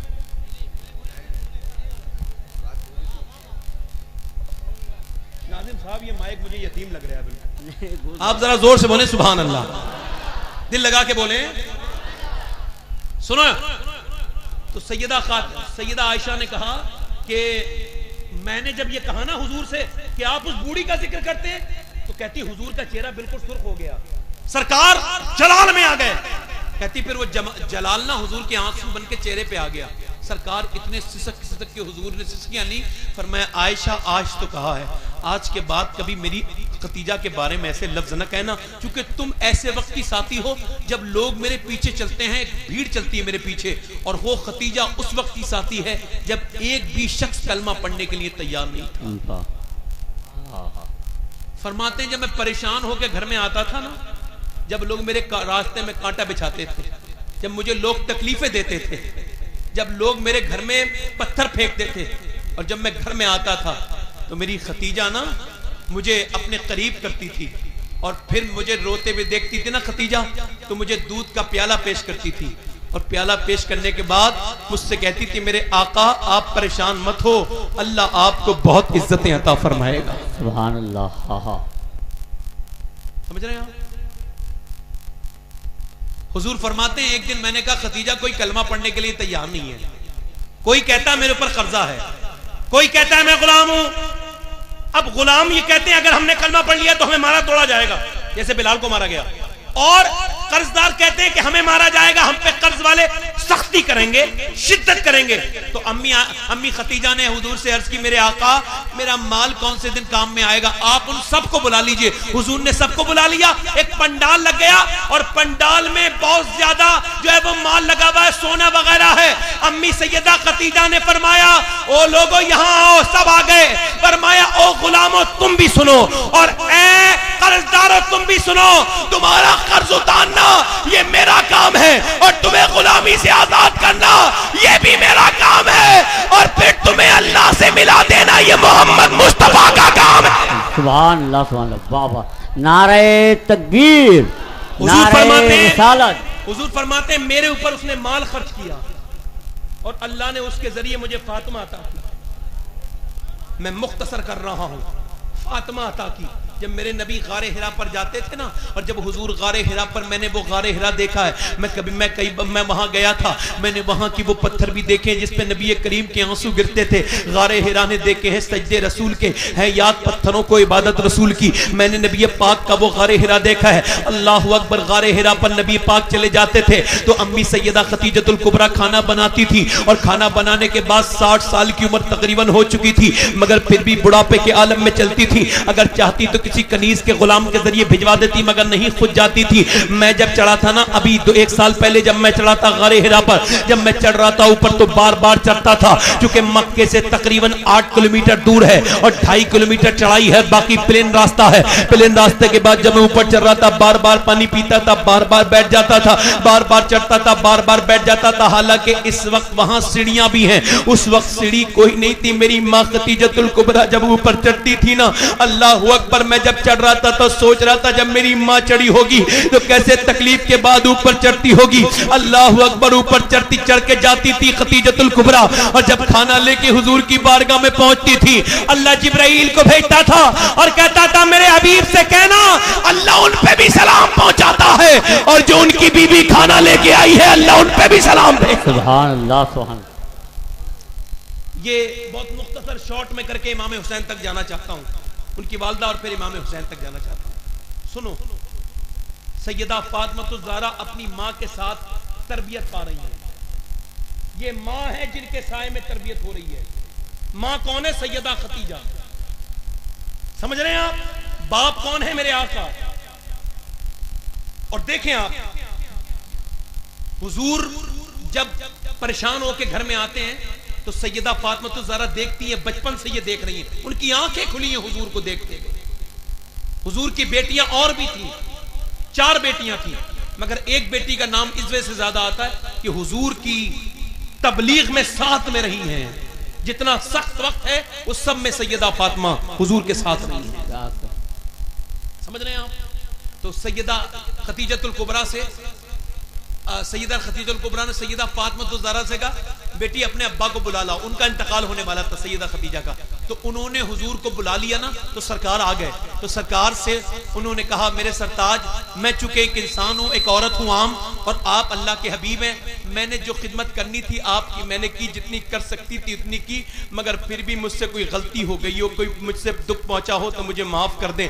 मेरे आका ने फरमाया, खतीजा तू तो वो है जिससे मेरा रब भी राजी है, मैं भी राजी हूं। अल्लाह ने तेरे लिए मोतियों का महल तैयार किया है। मेरी खतीजा, तू दुनिया में मेरी बीबी है, तू आखिरत में मेरी बीबी बनेगी। मेरे आका करीम ने फिर इरशाद फरमाया, खतीजा ऐसा न को। फिर सैयदा खतीजा ने अर्ज की, ये पहली मोमिना का अकीदा बयान कर रहा हूं, सबसे पहले कलमा पढ़ने वाली औरत का। उन्होंने कहा, हुजूर से एक जोड़ी कपड़े दे दे। मेरे आका ने फरमाया, क्यों? कहा, आपके कपड़े पहन के लेट सोना चाहती हूं कब्र में, क्योंकि मैंने सुना है जो आपके कपड़े पहन लेता है उस पर अजाब कभी नहीं आता।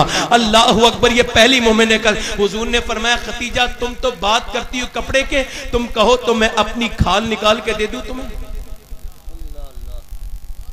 अल्लाह अल्लाह। फिर सैयदा खतीजा ने कहा, मेरे महबूब, मेरे आका करीम, मैंने तीनों बेटियों का जहेज भी तैयार कर दिया, शादी भी कर दी, मगर मेरी एक बेटी फातिमा 6 साल की रह गई है, मेरी बड़ी प्यारी बच्ची है, ये अपने माँ के बगैर रह गई, इसका ख्याल रखना। अम्मी सैयदा फातिमा तो ज़हरा कहती है, जब मेरी माँ कहती है कि जब मुझे मेरे अब्बा ने देखा ना, तो मुझे देखा, अम्मी को देखा तो अम्मी को मुतमईन कर दिया, मगर मुझे देखा तो मेरे अब्बा की दाढ़ी भीग रही थी, इतना सिसक रहे थे मेरे अब्बा। फिर मेरे अब्बा ने ना मुझे अपने गोद में ले लिया, मेरी अम्मी का इंतकाल हो गया। अल्लाह अकबर, उस साल का नाम हुजूर ने गम का साल रख दिया। अल्लाह अकबर, सैयदा फातिमा ने अपनी माँ को देखा था कि जब हुजूर घर में आते थे तकलीफ के बाद, तो सैयदा सिद्दीका बड़ी, सैयदा खतीजतुल कुबरा बड़ी अदब के साथ हुजूर की दिलजोई करती थी, दिलजोई फरमाया करती थी। एक दिन नबी करीम काबे में नमाज पढ़ रहे हैं, बड़े आराम से कलमा पढ़ने वालों, मोबाइल में फिल्में देखने वालों, दुनिया को अपनी आखिरत को कुछ तरजीह न देने वालों, जरा थोड़ी देर मेरी तकरीर सुन लो। जरा मुझे बताओ, आप हुजूर को कितना जानते हो? आपने हुजूर को कितना जानते हो? सुनो, तुम उस नबी के कलमा पढ़ने वाले हो। मेरे आका करीम कभी काबे शरीफ में नमाज पढ़ते थे तो कभी कोई जालिम आपकी गर्दन इस जोर से दबाता था कि मेरे आका करीम सल्लल्लाहु अलैहि वसल्लम की आंखें बाहर को आने वाली होती थी। कभी सरकार के रास्ते में कांटे बिछाए जाते। एक दिन नबी नमाज पढ़ रहे थे काबे शरीफ में, एक जालिम ने आके ऊंट की ओजड़ी रख दी और कहने लगा, हंसने लगे, तमाम जालिम ऊंट की ओजड़ी रखी है। हुजूर ने अपना सजदा लंबा कर दिया।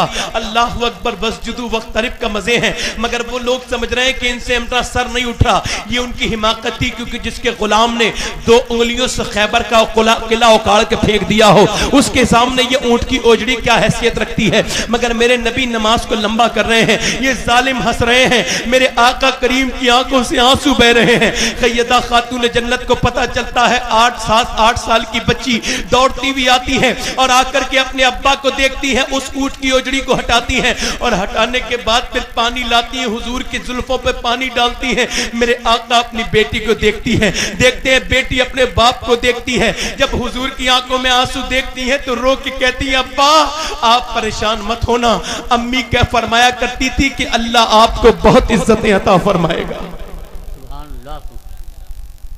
हुजूर के साथ तकलीफ पे तकलीफ बर्दाश्त की है।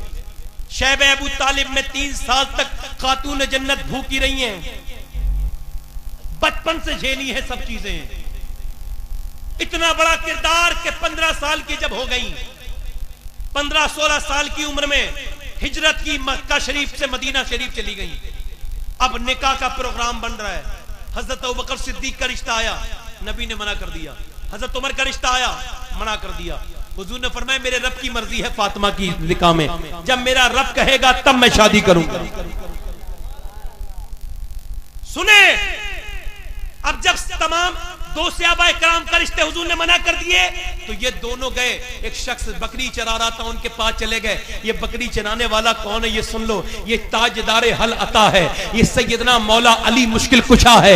ये बकरी चरा रहे हैं। ये दोनों जाके कहते हैं, अली हमने तो रिश्ते भेज दिए, नबी मना करते हैं, हम चाहते हैं कि तुम रिश्ता भी लेके जाओ। मौला अली कहते, तुम्हें मालूम नहीं मैं मजदूर आदमी हूँ, दूसरों की बकरियां चराता हूँ। कह लगे नहीं, मेरा दिल करता है, अबू बकर सिद्दीक ने कहा, मेरा दिल करता है अली कि शायद तुम्हारी ही निकाह फातिमा से होगा।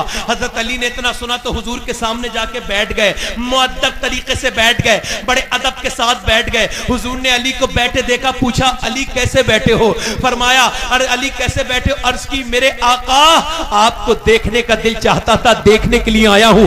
आका ने फरमाया ये बात तो ठीक है, मगर वो भी कह दो जो तुम्हारे दिल में है वो भी मत छुपाओ। आका से अर्ज की, हजरत अली की आंखों में आंसू आ गए।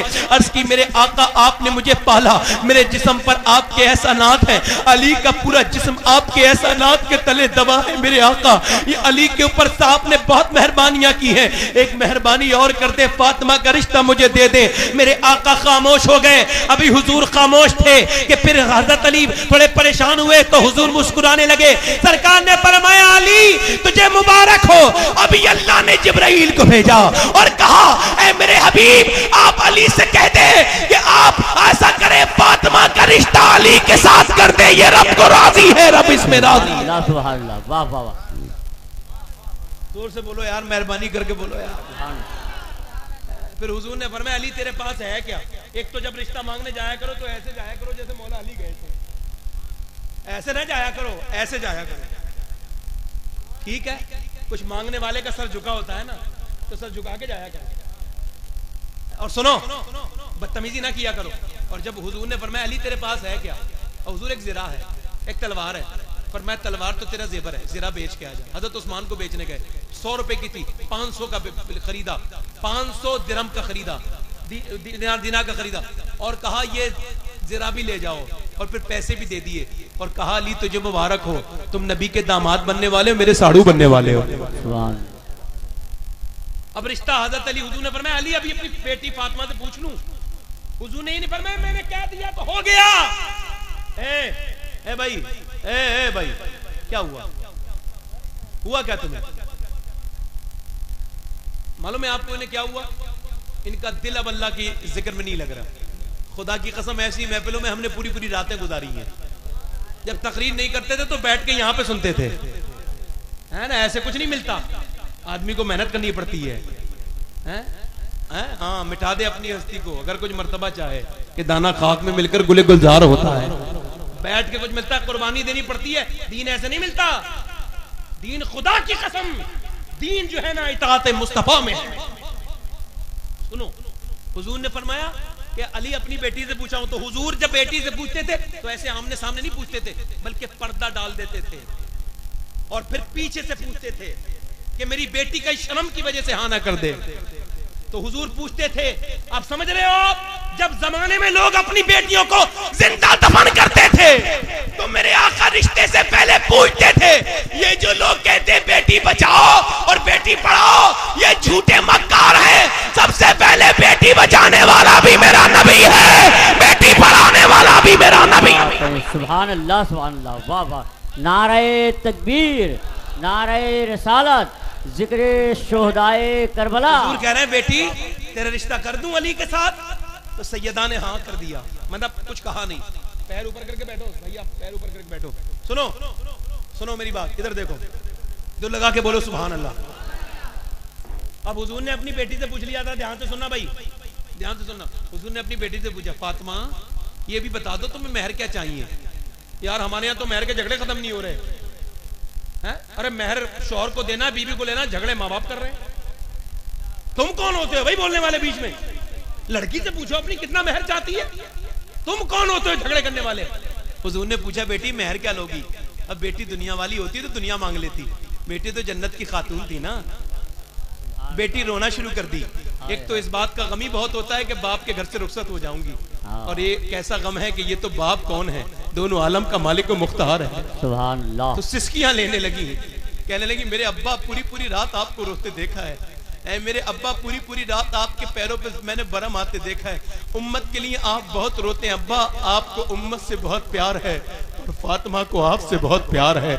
इस वजह से मुझे कुछ नहीं चाहिए, अगर मेरा रब अता कर दे तो उससे अर्ज कर दे मैं अपने मेहर में रब से आपकी उम्मत की बख्शिश चाहती हूँ। सुभान अल्लाह, सुभान अल्लाह, वाह वाह। रब ने उसी वक्त जिब्राइल को भेजा, कि मेरे महबूब की बेटी से कहो हमने उसका ये मेहर कबूल कर लिया, वो जिसे चाहे उसे जन्नत में लेके चली जाए। जोर से बोलो हैं, जोर से बोलो। हुजूर ने फरमाया ना, सुनो ध्यान से सुनो, हुजूर ने फरमाया कि सैयदा फातिमा को रुखसत किया तो सैयदा उम्मे सलमा आ गई, कहने लगी तैयार तो किया है फातिमा को, मगर बड़ा अफसोस हो रहा है, रोने लगी। वो बहुत रोई तो हुजूर ने पूछा रो क्यों नहीं हो? कहा उनकी माँ खतीजा होती तो अपनी बेटी को बड़े मोहब्बत से देखती, अब बेटी दुल्हन बन के बैठी है। यार मैं बेटियों को बड़ा, मेरे सर पे हैं बेटियां, यहाँ पे मेरे सर की ये इज्जत है मेरी बेटियां। बेटियों को सताया ना करो, अगर वो थोड़ा बेवकूफी कर दे तो उसे माफ कर दिया करो, बड़ी कुर्बानी देके तुम्हारे घर आती है। बेटी रो रही थी, एक बेटी रो रही थी ना, तो एक मौलाना साहब बोले ये रो क्यों रही है सैयद साहब? मैंने कहा यार आप इंसान होते ऐसा सवाल ना करते, ये रो क्यों रही है? ये अपने बाप को छोड़ रही है, ये अपनी माँ को छोड़ रही है, ये अपने भाई को छोड़ रही है। इसी आंगन में इसने गुड़ियां तोड़ी थी, इसी में जोड़ी थी, यहीं बैठ के कल तक अटकेलियां करती थी। इसकी 18-19 रुतें इसी आंगन में गुजरी हैं। क्या पता कैसा जालिम मर्द मिल जाए, क्या पता कैसा घराना मिल जाए, रोए नहीं तो क्या करे। अल्लाह अकबर। मेरे नबी ने अपनी बेटी को रुखसत किया तो पेशानी को चूम लिया, सैयदा भी रोने लगी। मेरे आका की आंखों में आंसू थे। मेरे आका ने फरमाया मेरी बेटी तुझे रुखसत कर रहा हूं, तूने मेरा बड़ा ख्याल रखा है। तूने मेरी बेटी मुझे जब खाना खिलाती थी ना, मेरी फातिमा, मेरी बेटी फातिमा, तेरे हाथ से मुझे अपनी माँ आमिना की खुशबू आती थी, और जब मैं तेरी पेशानी को चूमता था मुझे बेटी तेरी जन्नत की खुशबू आती थी। ऐ मेरी बेटी फातिमा, अली का ख्याल रखना, अली की नाफरमानी मत करना। अल्लाह अकबर। जरा गौर कीजिए आप। मौला अली कहते हैं जब फातिमा को मैं रुखसत करके ले गया और जब मैंने जाके घर में देखूं तो नबी की बेटी जो चादर ओढ़ के आई है वो कैसी है, दुल्हन कैसी बनी है। मेरी बहनों को सुना देना और तुम भी सुन लेना। मौला अली कहते हैं जब मैंने उस चादर को चेक किया जिसमें सैयदा फातिमा रुखसत होके आई थी, उसमें 70 रुपए अहमद लग रहे थे। अल्लाह अल्लाह। कहते हैं मुझे दूसरे दिन किसी ने दावत कर दी, कहने लगा अली तुम्हारी मेरे घर दावत है। मैंने कहा क्यों दावत कर रहे हैं? कहने लगा इस वजह से दावत कर रहा हूं कि तुम्हारी नई नवेली दुल्हन है, अभी काम नहीं करती होगी, तो इस वजह से तुम मेरे घर दावत खा जाओ। मौला अली कहते हैं मैं रोने लगा। उसने कहा तुम रो क्यों रहे हो? कहने लगा मैंने उससे कहा तू तो ये बात कहता है कि वो काम नहीं करती होंगी, मैंने आज रात उन्हें देखा है, उन्होंने इतना काम किया है कि वो जब सो रही थी ना तो उनके हाथों में मैंने जख्म देखे हैं। मौला अली कहते हैं फातिमा ने मुझसे कभी फरमाइश न की, कभी फरमाइश न की फातिमा ने मुझसे। अरे भाइयों अपनी बेटियों की इज्जत किया करो, बहनों की इज्जत किया करो, ये तो मेहमान होती हैं। तुम अपने बेटों से इतनी मोहब्बत क्यों करते हो? ये तो तुम्हारे सर पे ही बैठे रहेंगे। बेटियों से मोहब्बत करो, ये तो रुखसत हो जाती है ना, ये तो घर से चली जाती है ना, ये तो मेहमान होती है ना। सुनो ध्यान से सुनो। मौला अली कहते कभी मुझसे कुछ नहीं मांगा फातिमा ने। कहते एक दिन बहुत बीमार थी वो, उन्हें बहुत बुखार आ रहा था तो मुझे खाना दे दिया, और मुझे खाना देने के बाद ना फिर मुझसे मैंने कहा सो जाना, मगर वो सोई नहीं, पूरी रात इबादत करती रही। मौला अली इमाम हसन कहते हैं, मौला हसन कहते हैं मैंने अपनी माँ को देखा पूरी रात इबादत करती थी, पूरी रात दुआएं करती थी। मैंने एक दिन कहा अम्मी जान मैंने आपको देखा है, आप जब भी दुआ मांगती हैं अब्बा के लिए नहीं मांगती, अब मेरे भाई के लिए नहीं मांगती, मेरे लिए नहीं मांगती, आप दूसरों के लिए हमेशा मांगती है। मेरी माँ आप ये बताएं हमारे लिए क्यों नहीं मांगती? तो मेरी माँ ने मुझसे कहा था सैयदा फातिमा ने, ऐ मेरे बेटे हसन तू दूसरों के लिए मांगा कर, तुझे अपने लिए मांगने की कभी जरूरत नहीं पड़ेगी, रब तुझे बगैर मांगे दे दिया करेगा। वाह वाह। फरमाते हैं हजरत अली पूरे रात इबादत, बुखार में फिर सुबह को चक्की चला रही है, सुबह को चक्की चला रही है। तो मैंने ना हाथ पकड़ लिए, फातिमा पूरी रात इबादत की है, बुखार आ रहा है सो जाओ। तो मुझसे कहने लगी पूरी रात इबादत अल्लाह को राजी करने के लिए की थी, अब चक्की अपने शौहर को राजी करने के लिए चला रही है। सुभान। मौला अली कहते एक दिन मैं घर में दाखिल हुआ, बहुत ध्यान से सुन लेना। कहते मैंने दरवाजे पे दस्तक दी, मैं 5 दिन के बाद घर आया था। कितने दिन के बाद आया था बोलो? कहते 5 दिन के बाद आया था। मैंने आवाज दी फातिमा दरवाजा खोलो।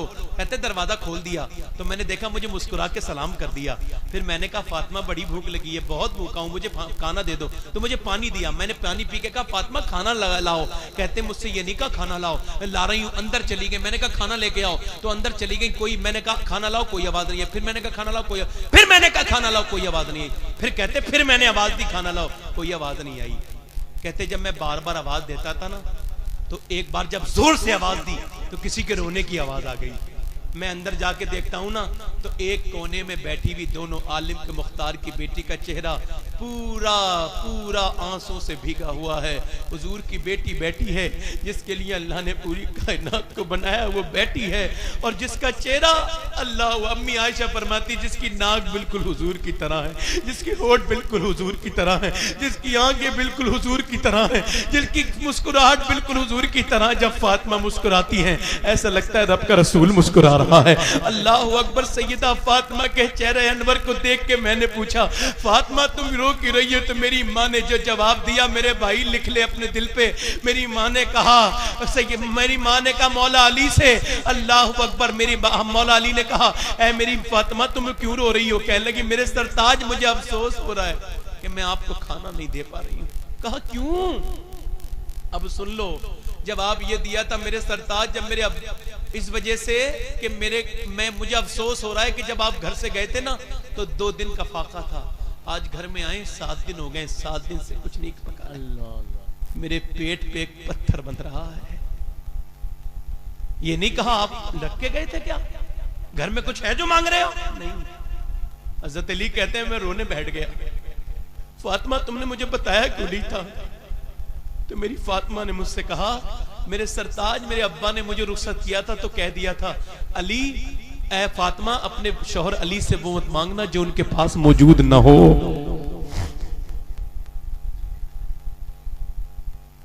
अल्लाह अकबर, अल्लाह अकबर। हजरत अली कहते हैं ना, मेरे पास वक्त कम है, बात खत्म करता हूं अपनी,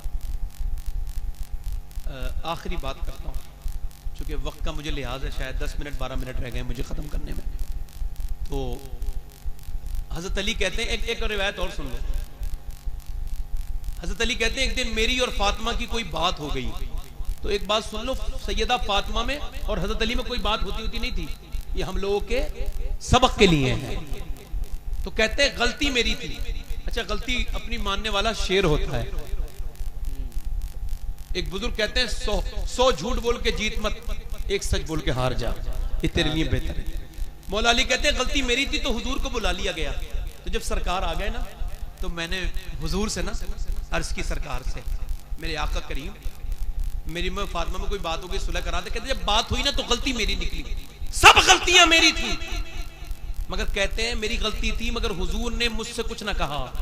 ये जो आप अपने दामादों को कहते हो ना मुकदमा कर दूंगा, तेरी औकात क्या है तो तुम अपने बहनों को डांटते हो, अपनी बहनों का पार्ट लेते हो और अपनी बहनों का घर बर्बाद कर देते हो। आज के बाद खुदा के वास्ते ये ना करना। हुजूर के पैरों के धोवन के बराबर कायनात नहीं है, ये मेरे आका की शान है। और हुजूर सुनो, अब जब हुजूर ने सुना ना दोनों में बात हुई है और गलती दामाद की है तो दामाद से ना कहा, अपनी बेटी को बुलाया और कहा फातिमा मैंने तुझे समझाया था ना कि अली से खिलाफ मत जाना, अली से कोई बात ना कहना। कहते हैं जब वो हुजूर अली को डांटने लगे ना तो मेरे आंखों में आंसू आ गए। हुजूर के अखलाक देख के मैंने हुजूर का जाके पीछे से दामन पर थाम लिया और रो के कहने लगा, आका आप फातिमा को क्यों डांटते हैं? मैं अली आज के बाद ऐसा कोई काम नहीं करूंगा। रिवायत में अपनी बेटी को बुलाने के लिए गए, सरकार ने फरमाया फातिमा चलो मैं तुम्हें बुलाने आया हूं। अरे बुलाने कौन आया था? अगर आसमान के सितारों से कहता तो जमीन पे उतर के आ जाते, ये वो बुलाने आया। सुभान अल्लाह। हुजूर ने बुलाया तो पेड़ आ गया। बोलो आ गया कि नहीं आ गया? हुजूर ने इशारा किया, चांद के 2 टुकड़े कर दिए, ये वही नबी है। फरमाया फातिमा तुम्हें बुलाने आया हूं। तो अर्ज की अब्बा जान बैठ जाइए। जब हुजूर बैठ गए ना, हुजूर बैठ गए तो मालूम है बेटी ने क्या कहा, अब्बा जान अभी मैं नहीं जा सकती आपके साथ क्योंकि मेरे शौहर मेरे घर पे नहीं है। अल्लाह अल्लाह, मेहरबानी करो, मेरे शौहर मेरे घर पे नहीं है। सुनो, जब वो आएंगे उनसे इजाजत के बाद जाऊंगी। हुजूर ने ये नहीं कहा अली की क्या औकात है मेरे सामने, ये नहीं कहा हुजूर ने, अली मेरा गुलाम है, अली मेरा कलमा पढ़ता है ना। हुजूर ने यह भी नहीं कहा है फातिमा तुझे मालूम है तू किसे मना कर रही है? नहीं। हुजूर ने मुस्कुरा के अपनी बेटी को करीब किया, पेशानी को बोसा दे के कहा मेरी फातिमा अल्लाह का शुक्र है कि तुझे मेरी बात अभी तक याद है। सुभान अल्लाह। हुजूर बैठे रहे, अली आए तो हुजूर ने ना हजरत अली से, मौला अली से कहा अली तुम्हें बहुत देर से इंतजार कर रहा था, तुम कहां रह गए थे? कहते हुजूर मैं थोड़ा कहीं खाक, सरकार हुक्म बताइए। सरकार ने फरमाया बहुत देर से इंतजार कर रहा हूं। कहा हुजूर हुक्म? कहा मैं फातिमा को बुलाना है। तो वो कह रही अली के बगैर मर्जी के, अली के बगैर मर्जी के। ओए दसो यार, बोलो जोर से सुभान अल्लाह। नहीं जाऊंगी बगैर अली के मर्जी के, नहीं जाऊंगी। हजरत अली ने सैयदा फातिमा को डांटा, फातिमा ये तुमने क्या किया? खातून जन्नत ने कहा मेरे शौहर, मेरे सरताज, ये जो मैं अपने अब्बास के साथ आपकी मर्जी से जा रही हूं, इसमें भी मेरे अब्बा की मर्जी ही शामिल है। सुभान अल्लाह। जब ऐसे दो लोगों के बीच कोई बच्चा होगा तो वो हुसैन नहीं होंगे तो कौन होगा? जरा जोर से बोलो सुभान अल्लाह। ऐ जोर से बोलो, दिल लगा के बोलो। ऐ हुसैन है, नबी की आंखों का चैन है। मैं अपनी बात का बड़ा पाबंद हूं, वक्त पे तकलीफ खत्म कर दूंगा, है ना? आप समझ रहे? तो वो थोड़ा सा मुझे थोड़ा सा किल्लत वक्त का एहसास है, इस वजह से ज्यादा रिवायत बयान नहीं कर सकता। एक रिवायत बयान करता हूं, और वो हाफिज जाबी, ये जो पढ़े लिखे लोग हैं वो जानते हैं हाफिज जाबी कौन है। वो बहुत ज्यादा नक्कात किस्म के इंसान थे, बहुत कम अहादीस एक्सेप्ट करते थे, मगर वो एक रिवायत बयान करते हैं, और वो भी उनसे रिवायत है जिनका नाम है हजरत सैयदना अबू हुरैरा। अबू हुरैरा को अगर दीन से निकाल जाए, दीन में कुछ बचता ही नहीं। सबसे बड़े रावी हदीस रिवायत करते हैं कि एक बार इमाम हुसैन ने, जोर से बोलो सुभान अल्लाह, इमाम हुसैन ने एक दिन नमाज जनाजा पढ़ाई मदीने में। अब मुझे बताओ वो जनाजा कितना मुकद्दर वाला होगा जिसे नमाज वो पढ़ा दे जो जन्नत के जवानों का सरदार है। वाह वाह वाह। इमाम ने नमाज पढ़ाई, और जब इमाम हुसैन ने नमाज पढ़ाई ना, नमाज पढ़ाने के बाद आप आगे चल दिए, और जब एक जगह आप बैठ गए तो एक जगह बैठे थे, एक सहाबी आ रहे थे, वो बूढ़े थे, कमर ढुकी हुई थी, चेहरा बड़ा रोशन था, ढुके हल्के से आ रहे थे। आते आते ना उन्होंने क्या किया, अपने सर की चादर नीचे को की, और नीचे को करने के बाद इमाम हुसैन की जूतियों को साफ। सुभान अल्लाह, सुभान अल्लाह। मेहरबानी करो यार, मेहरबानी करो। ये कौन था? ये सैयदना अबू हुरैरा थे। सुभान अल्लाह, हाय हाय, वाह वाह वाह। हजरत सैयदना अबू हुरैरा मालूम है पैर की जूती साफ कर रहे थे। इमाम हुसैन ने कहा ये आप क्या कर रहे हैं? आप इतने बड़े मेरे नाना के सहाबी हैं।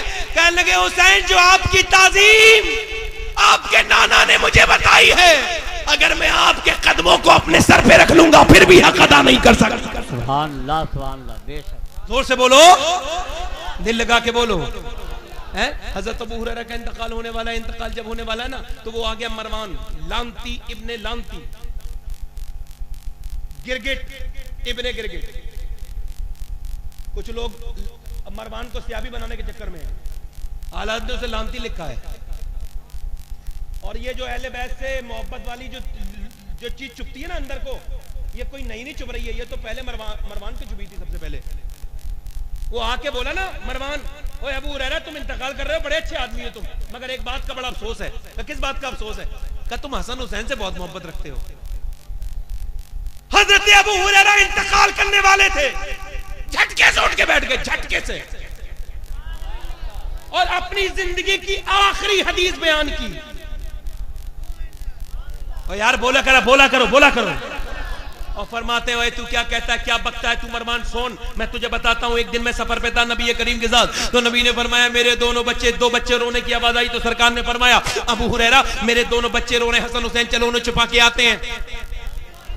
कहते मैं हुजूर के साथ चला गया तो देखा ऊंटनी पर सैयदा खातून जन्नत के दोनों बच्चे थे। हुजूर ने फरमाया क्यों रोते हैं? और सैयदा फातिमा ज़हरा ने कहा अब्बा जान उन्हें पानी नहीं मिला इस वजह से रोते हैं, प्यास लगी है। सरकार ने फरमाया ढूंढो कहीं पानी मिले, मगर कहीं पानी नहीं मिला। तमाम मशकीज़ें चेक कर लिए गए, खंगाल दी गए, पानी नहीं मिला। फरमाते हुजूर ने कहा बेटी अगर पानी नहीं है तो लाओ पहले हसन को दे दो। कहते मैं देखता था न जाने क्या हुजूर करेंगे, मगर सरकार ने हसन को लिया और लेने के बाद अपनी लुआबे दहन, अपनी जबान उनके मुंह में डाल दी।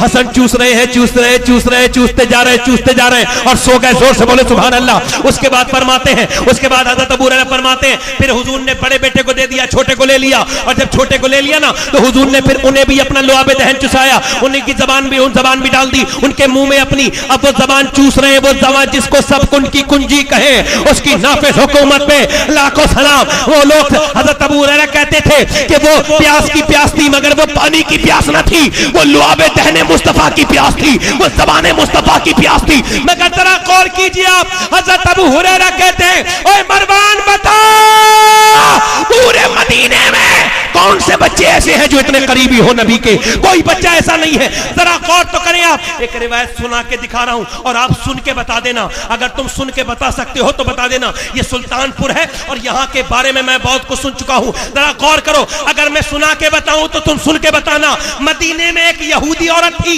बदतमीज, बदतरीन, बदअखलाक, मुगल्लज़ात बकने वाली, गालियां बकने वाली, डॉन किस्म की औरत, हिटलर किस्म की औरत, जिधर को गुजर जाती थी रास्ते साफ हो जाते थे उसकी बदतमीजी की वजह से। मगर एक दिन ऐसा हुआ कि वो औरत नबी पाक के पास आ गई और हुजूर को चिढ़ाने के लिए ना उसने नबी के साथ हरकत की, घटिया हरकत की। उसने, हुजूर खाना खा रहे थे और हुजूर के होठों पर जा चुका था निवाला, उसने निवाला छीना और मुंह में डाल दिया। वो समझती थी हुजूर नाराज हो जाएंगे, सरकार मुस्कुराने लगे। सुभान अल्लाह, सुभान अल्लाह। मगर उसे क्या पता था, निवाला थोड़ी उतरा था, बल्कि निवाले के साथ साथ मोहम्मद का दीन दिल में उतर चुका था। कलमा पढ़ के मुसलमान हो गई। तवज्जो चाहता हूं, जब तक जिंदा रही पहले उससे ज्यादा बदअखलाक कोई नहीं था, बदतमीज कोई नहीं था। और जब हुजूर के होठों से लगा हुआ निवाला खा लिया तो फिर इतना तमीज वाला कोई नहीं था, इतना मुअद्दब कोई नहीं था, इतना मीठा बोलने वाला कोई नहीं था। अब मुझे बताओ कि जिसने सिर्फ होठों के लगा हुआ लुकमा एक बार खाया हो, उसकी जबान इतनी मीठी हो, फिर उस हसन हुसैन की जबान कितनी मीठी होगी। सुभान अल्लाह, वाह वाह। अफजल है कुल जहां में घराना हुसैन का, नबियों का ताजदार है ना हुसैन का। और एक पल भी नहीं थी हुकूमत यजीद की, सदियां हुसैन की है जमाना। मेरे इमाम कहते हैं कि हसन जो है वो सीने तक है, हुजूर की तरह, हदीस शरीफ में है।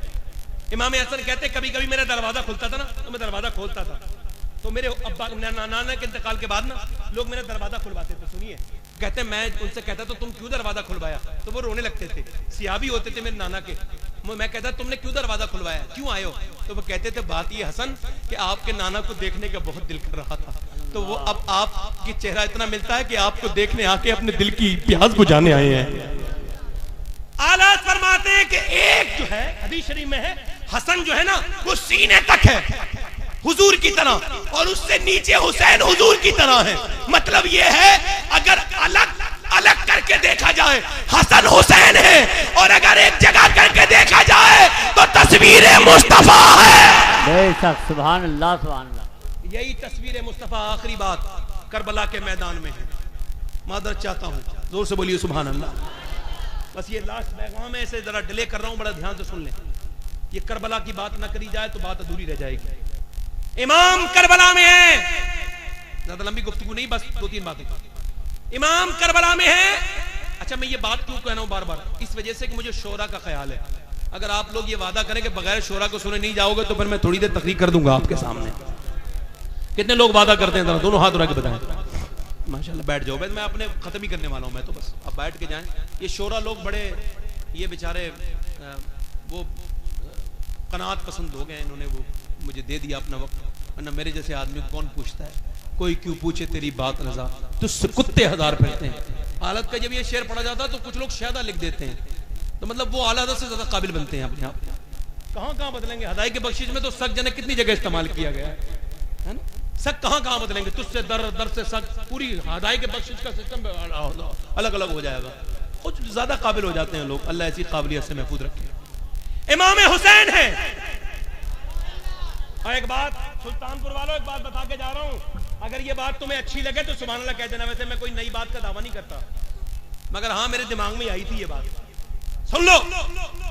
इमाम करबला में गए हैं, अपनी बहन से कहने बहन रोना मत, चीखना मत, चिल्लाना मत, ज़ैनब देखो तुमने बड़ा साथ दिया, आगे भी तुम मेरा साथ देना। बीवियों से कहने देखो तुम भी मत चीखना चिल्लाना मत, तुम हुजूर के घर की बीबियां हो। फिर अपनी बेटियों से कहने बेटी सब्र से काम लेना। अल्लामा हसन कहते हैं वक्त रुखसत कह रहा है, खाक में मिलता सुहाग, लो सलामी आखिरी ए बेबागाने अहले बैत। फिर इमाम तलवार लेके गए हैं, अब बताओ ये किसका जुब्बा है? हुजूर का जुब्बा है। इस सर पे इमामा किसका है? नबी का इमामा है। ये हाथ में तलवार किसकी है? ये नबी पाक की तलवार है। मेरा इमाम गया है 3 दिन का भूखा, 3 दिन का प्यासा, बच्चों की लाश उठा के, जवान अली अकबर की लाश उठा के गया है, छोटे से अली अकबर की लाश उठा के गया है, मगर रगों में खूने हैदरी अपना रंग दिखाना शुरू कर दिया। एक पहलवान आया, उसने अपनी पहलवानी की डींगे मारी, आपने उसे काटने में इतनी भी जहमत न की जितनी मूली और गाजर को काटने में जहमत होती है। उसके बाद काटते रहे, इतना काटा कि दौड़ा दौड़ा के मारा।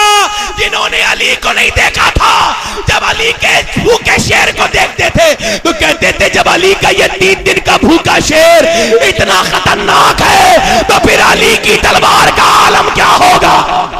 मगर तलवार चल रही है, एक मिनट तवज्जो चाहता हूं, तलवार चल रही है इमाम की, और तलवार जब तक चली जब तक तीरों का सिस्टम शुरू नहीं हो गया, जब तक लड़ाई तीरों से शुरू नहीं हुई, इमाम तीर तलवार चलाते रहे। आखिर तलवार चलाने की वजह क्या थी? उन्हें तो शहीद होने आना था, उन्हें तो पता था यहीं पे शहीद होऊंगा मैं, यही वो जगह है जहां मुझे शहीद होना है। उनके नाना ने कह दिया था हुसैन तुम्हें शहीद होना है, मगर तलवार चलाने की वजह तो एक ही वजह है।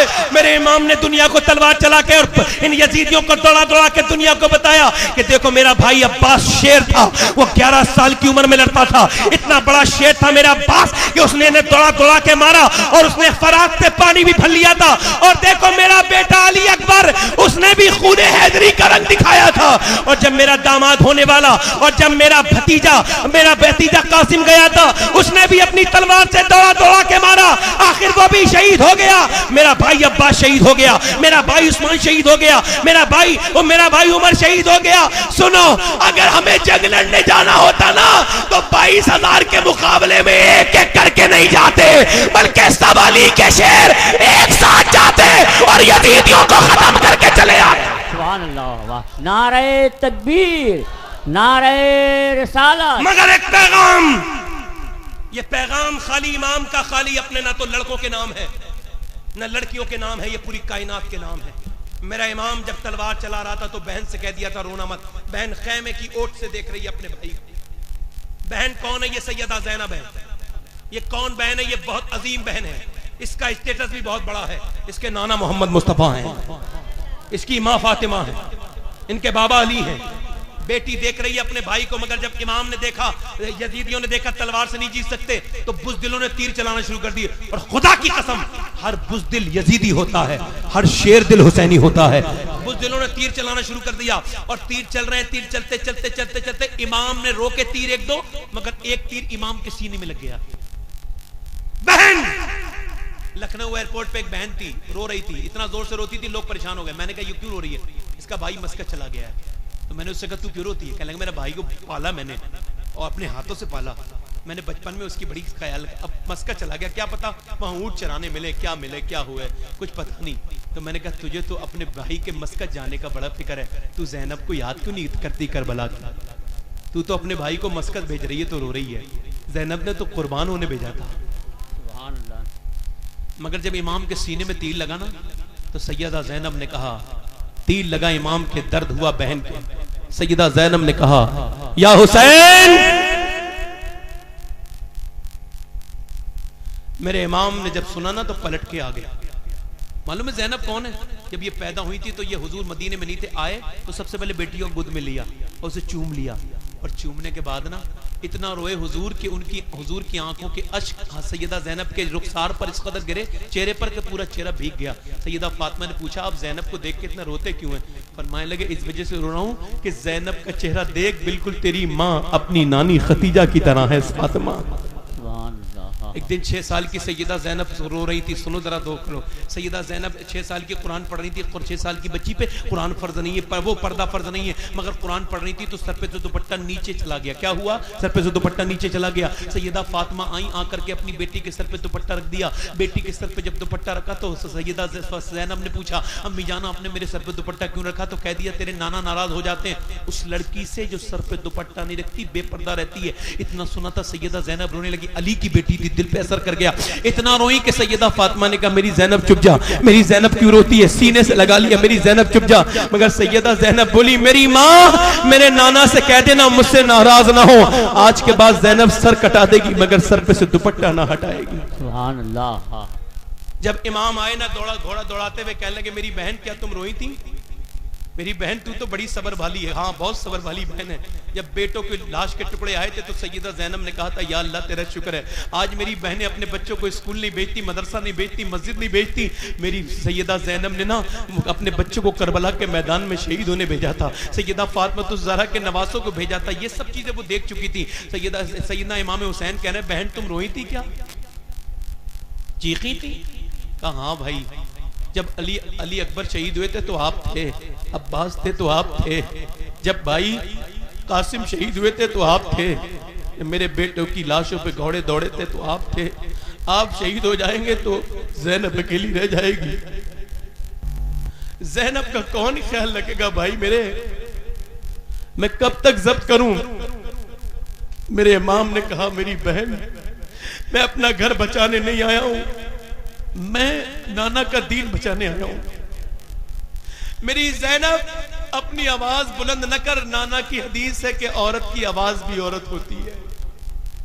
मतलब मेरे इमाम अपनी बहन को नहीं समझा रहे, वो तो जाहिदा आबिदा मुफ्तिया है, मुत्तकिया है। मेरे इमाम तो अपनी उन बहनों से कह रहे हैं जो आज बेपर्दा है बाजारों में, आज जिनके सरों पर पर्दा नहीं है। मेरे इमाम तीन लगने के बाद उनसे कह रहे हैं, खुदा के वास्ते मैं आपसे कहता हूं, इमाम के इस पैगाम को अपने घर लेके जाओ। तुम्हारी बहनें आज बेपर्दा हैं, नजरें भी तुम्हारी हैं, बाजारों में बेटियां भी तुम्हारी हैं, बेपर्दा भी हमारी बहनें हैं, बच्चियां हैं। इमाम हुसैन के पैगाम को सुनो, अपनी बच्चियों को पर्दा कराओ। और मेरी बहनों से पूछना उन्हें क्या हासिल हो गया? इस्लाम पर्दा छोड़ के इन औरतों को बंबई वाली औरतों की तरह कपड़े पहन के, ये आदि आस्तीन के कपड़े पहनती मेरी बहनें, ये जो फिटिंग के कपड़े पहनती, ये कहीं ने बर्बाद न कर दे। कितनी औरतें ऐसी जो मर गई और कब्रों में उनके मुंह में कीड़े चल रहे हैं, उनके पूरे जिस्म पर कीड़े चल रहे हैं, उनके पेट फट चुके हैं, वो अंधेरी कब्रों के अंदर मौजूद हैं। हसरत के साथ पर्दा करने वाली, बेपर्दी के साथ रहने वाली, मेरे आका फरमाते हैं, मैंने मेराज की रात देखा, एक औरत उल्टी लटकी। मैंने पूछा ये कौन है? आपकी उम्मत की वो औरत है जो सर पे दुपट्टा नहीं रखती थी, इसकी भेजा खोल रहा है जैसे हांडी खोलती है। मेरी बहनों कब पर्दा करोगी? तुमने इस्लाम पर्दा छोड़ा तो देखो तुम्हारे बच्चे बेहया भी हैं, तुम्हारे बच्चे फिल्म भी देखते हैं, ड्रामे भी देखते हैं, गाने बाजे, फिल्म तमाशे। आज हमारे कौम के बच्चे बर्बाद होते चले जा रहे हैं। जीन्स पैंट शर्ट ये सब उनका शौक बन गया है, अपने आप को हम लोगों ने बर्बाद कर लिया। मेरी बहनों तुम्हें क्या मिल गया? बताओ तुम्हें क्या मिला? तुम्हारे घरों से बरकतें उड़ गई। अब तुम उस जमाने में अच्छी थी या इस जमाने में अच्छी हो? अरे जरा गौर तो करो, दिल्ली में बदायूं से एक सैयद फैमिली हिजरत करके पहुंच गई दिल्ली, और जब दिल्ली पहुंची निजामुद्दीन महबूब इलाही उनकी वालदा माई साहिबा के पास कुछ लोग आ गए। उन्होंने कहा कि देखें इनका इम्तिहान ले ले, बारिश नहीं हो रही है, अगर ये सैयद होंगे दुआ कर देंगे तो बारिश हो जाएगी। लोगों ने बुलाया तो आप निकल के आए। 8-9 साल के थे महबूब इलाही। जब महबूब इलाही बाहर को आए ना, जब महबूब इलाही बाहर को आए तो आप उन लोगों ने कहा, उलमा ने कहा हमने कई नमाजें काफी पढ़ ली मगर बारिश नहीं हो रही है। आप अंदर गए, कहने लगे अम्मी जान ऐसे ऐसे कहते हैं वो लोग। कहने लगी बेटे वो ये इम्तिहान लेने आए, तुम सैयद हो के नहीं। तो आपने अपनी चादर का एक धागा निकाला और धागा निकालने के बाद कहा बेटे कह देना ये सर पे अपने हाथ पे रख लेना ऐसे, और कह देना रब इस धागे के सदके में बारिश कर दे। निजामुद्दीन महबूब इलाही ने वो धागा हाथ पे रखा और जैसे ही हाथ फैलाए ऐसा लगता था कि बादल जोर से आ रहा है, दौड़ के आ रहा है। उससे किसी ने कहा देर न करना, आज मेरे महबूब के गुलाम ने अपने हाथ उठाए हैं, हुसैन के बेटे ने हाथ उठाए हैं। बारिश आई और इतनी बरसी के उलमा भीग के उलमा ने कहा यह कैसा धागा था? मैं उबैलाई ने कहा मेरी वालदा की उस चादर का धागा था जिसे आज तक किसी गैरमर्द ने न देखा। ये सुनने के बाद उलमा कहने लगे और निजामुद्दीन जब तेरी माँ के धागे के दुपट्टे के धागे का यह आलम है तो पूरे दुपट्टे का आलम क्या होगा? और जब निजामुद्दीन की माँ की इस चादर का यह आलम है तो फिर हुसैन की माँ फातिमा का आलम क्या होगा? क्या कह रहे हैं सर? सुभान अल्लाह।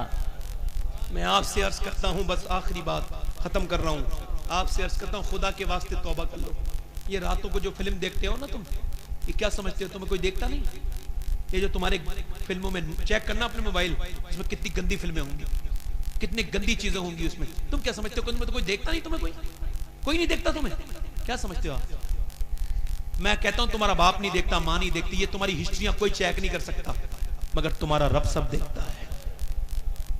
अभी मैं बसरा गया था तो एक बुजुर्ग की बारगाह में हाजिरी हुई थी बसरा शरीफ में, हजरत जुबैर बिन अव्वाम के बराबर में मजार पर। तो उनके मजार पे हमें जाना नहीं था, हमारे शेड्यूल में नहीं था, मगर एकदम मैंने देख लिया, मैं अंदर दाखिल हो गया। मगर मैं वो उस बुजुर्ग की बारगाह में पहुंचा जिन्हें मैं बयान करते 3 साल से बयान कर रहा था। जुबैर हजरत उतबा बिन गजवान, उनका वाकया यह है कि वो तलवार चलाते चलाते, हजरत अबू मूसा अशअरी बयान करते कि उसने तलवार चलाते जाते अपनी आंख पे अपनी तलवार मारी और उसने अपनी तलवार निकाल के आंख निकाल के नीचे फेंक दी। लोगों में शोर मच गया, एक सिहाबी ने अपनी आंख निकाल के फेंक दी। हम करीब गए, मैंने कहा मुझे बता दे, वो कहा नहीं मुझसे गुनाह हो गया, मेरी दुआ करो। कहते हैं उसकी एक आंख से आंसू और एक आंख से खून बह रहा था।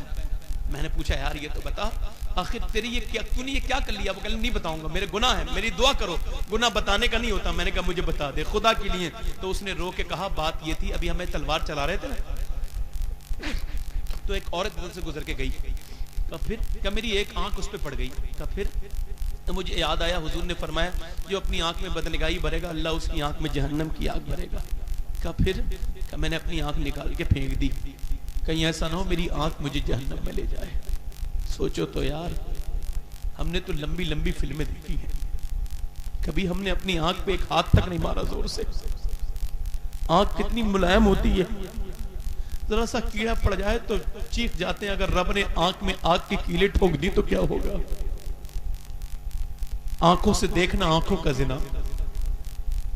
मेरे रब से, अपने रब से डरो, किसी से नहीं डरते तो अपने रब से तौबा कर लो। मेरे इमाम करबला के मैदान में सजदे में थे, कह रहे थे मौला मेरा बेटा शहीद हो गया, हुसैन राजी है, मेरे भाई शहीद हो गया, हुसैन राजी है, मेरे बेटे की लाश पे घोड़े दौड़े राजी है, मेरे छोटे से अली असगर के हुल्कुम में तीर घुसा मैं राजी हूं, तू भी मुझसे राजी है कि नहीं परवरदिगार?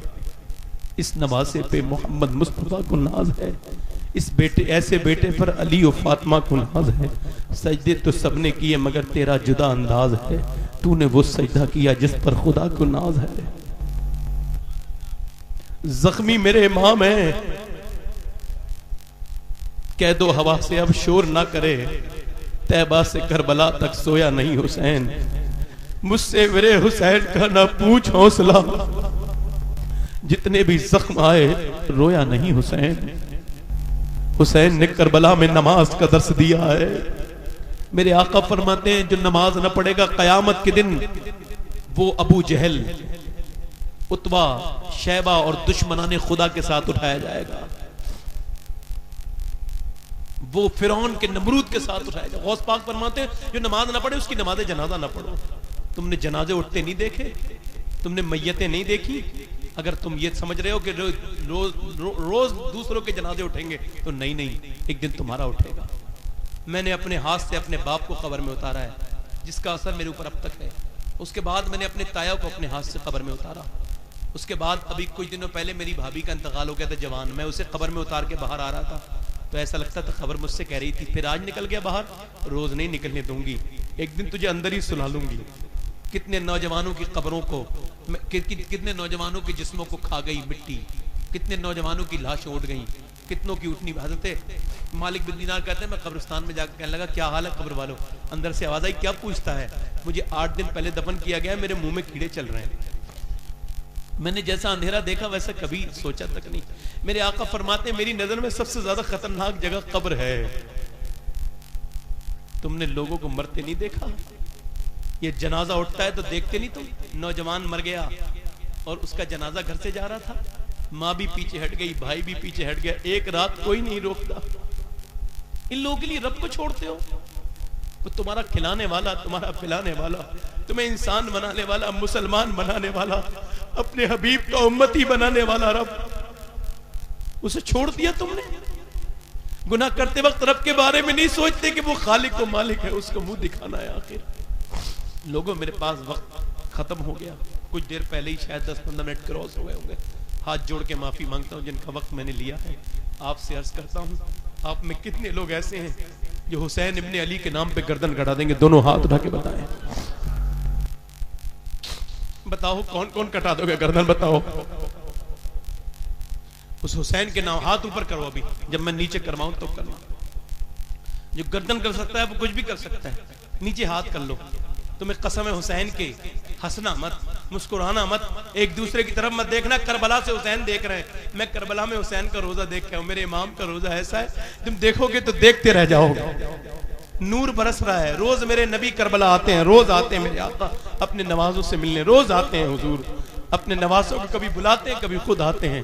मेरे नबी से उनके नवासे दूर नहीं हैं, करीब हैं। कितने लोग ऐसे हैं जो हुसैन के नाम पे गर्दन भी कटा देंगे, और आज के बाद हुसैन के नाना के नाम पर, हुसैन के नाम पे आज से दाढ़ी भी रखा लेंगे। खड़े हो जाएं इस महफिल में दाढ़ी रखाने वाले, जो आज से कभी दाढ़ी ना मुड़ाएं। जज्बात में कोई खड़ा ना हो, मोहब्बत में खड़ा हो, सख्ती कोई नहीं है। जो धोखे से खड़ा हो गया हो वो धोखे से बैठ भी जाए, जो सच्चाई में खड़ा हो वो खड़ा रहे। याद रखना, आज तुम हुसैन के नाम पे खड़े हो, कल हुसैन तुम्हारे लिए खड़े होंगे कयामत के दिन। ये मैं वादा करके जा रहा हूं आपसे। कोई और आशिक है, 100 शहीदों का सवाब है, एक सुन्नत में 100 शहीदों का सवाब है। इसे लोग मिटाना चाह रहे हैं, तुम इसे रखा के लोगों के इरादों को खत्म कर दो। ये कब्र में लेके जाओ हुजूर की सुन्नत, नमाजें पढ़ो, सुन्नतें पढ़ो, हुजूर से मोहब्बत करो, हराम चीजों को छोड़ दो। और कोई आशिक है आप में जो खड़ा हो जाए इस महफिल में हुसैन के नाम पर, कहीं से भी खड़ा हो, कितने भी दूर हो, कहीं भी हो, माशाअल्लाह। देखो, कल ऐसा ना हो कोई तुमसे कहे दाढ़ी आज नहीं रखानी है, बाप कहे, माँ कहे, और तुम इरादा तर्क कर दो, तो अभी बैठ जाना, क्योंकि पक्के लोगों की जरूरत है जो अपनी गर्दन भी कटा दे मगर कभी दाढ़ी, कभी बात तो नहीं आएगी कभी। क्योंकि दाढ़ी के मामले में माँ बाप की नहीं माननी चाहिए। ये उलमा बैठे, पूछ लीजिए, माँ बाप मना कहे तो मत मानो उनकी, क्योंकि ये शरीयत का मसला है। ठीक है, 1 2 3 4 5 6 7 8 9 10 11 12 13 14 15 16, इसमें कोई मदरसे का बच्चा तो नहीं है? अगर मदरसे का बच्चा हो तो बैठ जाए, क्योंकि उनके तो निसाब में शामिल है। 4 और 4 8 9 10 11 12 13 14 15 16 17। पक्की बात है, पक्की बात है। और यार तो फिर हाथ उठा के बताओ कौन कौन दाढ़ी रखाएगा? दोनों हाथ उठा के बताओ। अब जरा जो दाढ़ी रखाने वाले हैं वो वादा करें, अल्लाह आपको देख रहा है, मैं नहीं देख रहा हूं, मेरी औकात नहीं, कहो इंशाअल्लाह आज के बाद गर्दन कटाएंगे मगर कभी दाढ़ी, कोई भी कहे इंशाअल्लाह ये दाढ़ी लेके कब्र में जाएंगे इंशाअल्लाह, बैठ जाए। कितने लोग ऐसे हैं जो अपने घर में पर्दा कराएंगे? दोनों हाथ उठा के बताते हैं। अपनी बेटी को, बहनों को, बहन को, बेटी को, माँ को पर्दा कराने के लिए कहेंगे इंशाअल्लाह। पक्का सख्ती से कहोगे? कहो इंशाअल्लाह, हुसैन की कसम खाते सख्ती से कहेंगे इंशाअल्लाह। कितने लोग ऐसे हैं जो आज से नमाजों में, मस्जिद में जाएंगे? तुम्हारी नीयत तुम्हारे अमल से बेहतर है, जोर से कहो इंशाअल्लाह। कहो इंशाअल्लाह आज के बाद गंदी फिल्में, बुरी चीजें, घटिया चीजें अपने मोबाइल से निकाल देंगे इंशाअल्लाह, है इंशाअल्लाह। नमाजें पढ़ेंगे। हजरात गिरामी, थोड़ा वक्त ज्यादा हो गया, फिर उनकी कदम पकड़ के माफी मांगता हूँ मुंतज़मीन से। मैं थोड़ा सा बात को पूरा करने में, हालांकि मुख्तसर फिर भी कर गया, थोड़ा सा लंबे पीरियड का मुकर्रिर हूँ, तो इस वजह से माफी चाहता हूँ। कुछ मुझसे गलती, मुकर्रिर कहा हूँ यार, गलती से हो गया, गौस पाक का गुलाम हूँ, तौबा कर लीजिए। अस्तगफिरुल्लाह रब्बी मिन कुल्लि ज़ंबि व अतूबु इलैह। पढ़ लीजिए ला इलाहा, ला इलाहा, जोर से ला इलाहा इल्लल्लाह मुहम्मद। मेरी जिंदगी का मकसद तेरे दी की सरफराजी, मैं इसीलिए मुसलमान, मैं इसीलिए नमाजी। इस्लाम जिंदाबाद, मसलक आला हज़रत पाइंदाबाद। अस्तगफिरुल्लाह रब्बी मिन कुल्लि ज़ंबि व अतूबु इलैह। ला इलाहा इल्लल्लाह मुहम्मद रसूलुल्लाह। वादा करो उठ के नहीं जाओगे, दोनों हाथ उठा के कहो आज हुसैन के देंगे। ये रात हुसैन के लिए, तमाम रातें चैन के लिए, ये हुसैन के लिए इंशाअल्लाह। जाएगा तो नहीं कोई? इंशाअल्लाह मुझसे कोई गलती होगी उलमा आप भी माफ करें, मैं आपके लिए दुआ करता हूँ, आप में अल्लाह ताला आपको बरकतें अता फरमाए, आप खुश रहें। जिन्होंने दाढ़ी के लिए कहा अल्लाह उन्हें तौफीक दे। अमा अलैना इल्ला अल बलाग। अस्सलाम।